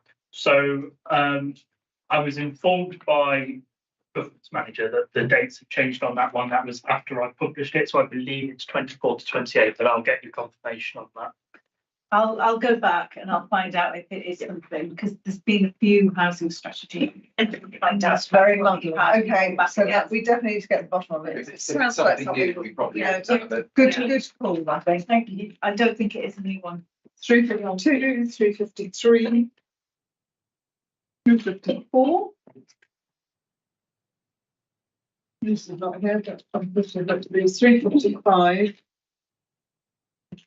356. Yeah, just on 356. No, the Direct Ward Commissioned Youth Services has been delayed quite a lot, and we asked for more information, so we're awaiting response. And I just noticed, talking to youth club manager in my ward, it's creating quite a bit of uncertainty. So, looks as if you haven't got the answers to questions you've asked, Jackie. So should we chase that up? Yeah. And then maybe that's one Walla wants to keep an eye on. Yeah. Can I mention one 354? It's Greater North West London Integrated Care Management Care Fund. That's under. I can understand why, but social care, colleague. Question is what relevance? Because part of what the Better Care Fund does is to do with children as well. So is that something that comes part of both Lucy and Warwick? Yeah, there'd be one lead committee, and it's down for the lead member for adult social care and public health, but it doesn't stop dialogue between committees. Yeah, so I just flagged that. Yeah. 58, 59, 60. Can I ask about these? The dates of them are all passed. Yeah. And I'm wondering, it's quite difficult when you look at the date.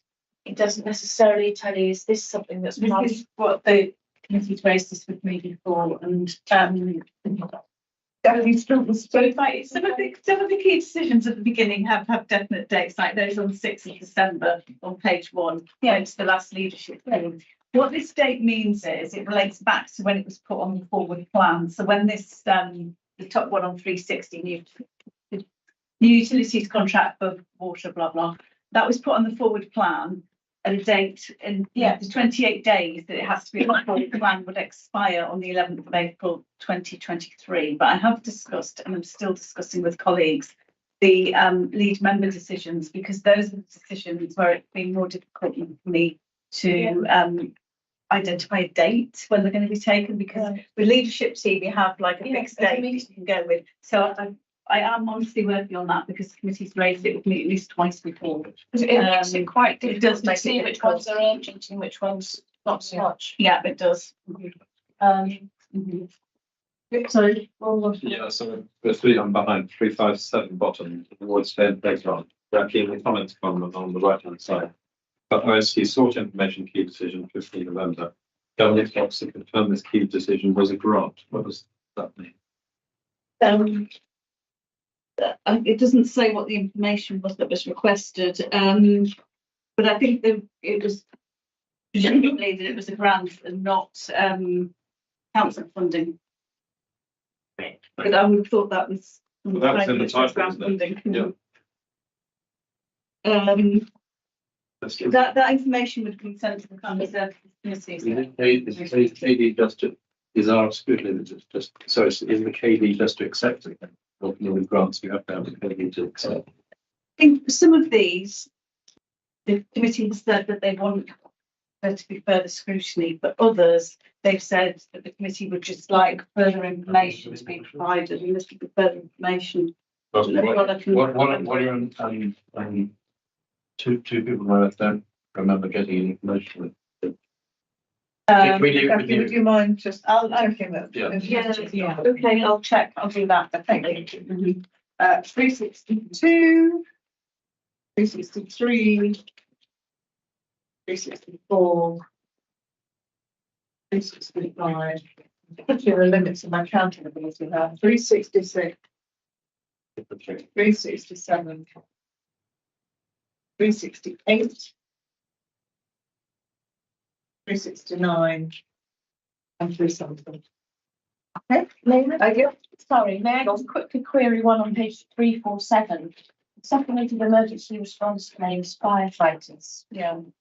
Now, it does say the chair was informed on 23rd of November in accordance with the council's constitution. As councillors, we normally, and indeed on the 24th when it was published, we did get notified of every other decision published that day, but not that one. And I'm wondering why that was. So that went to leadership team on the 6th of December. That's right. I think that might have been an urgent KD. It was an So that's why Mary would have been. Yeah, they need that to. explains it. They need to ask Mary. Yes. Before. Yeah. It'd be good if those could be highlighted somehow. Right, okay, and then, so now we're on to paper A11. Which is, annual scrutiny programme. Is everyone happy with that? So there's one item that is twice, EDI strategy in January and March. Yeah, I'll. Break, I'm sure it will be. Well Reading it twice, spotted, it's yeah. probably unnecessary. And there is also a meeting in February, which is missing from here. Mm. And I think I'm asking for Mary's request to report on procurement at the meeting. Good, thank you very much, everybody. I'm sorry it's been such a long meeting, but it was a meeting meeting, I think. Yeah. So, very happy Christmas and rest and New Year to everybody. Everything this year. And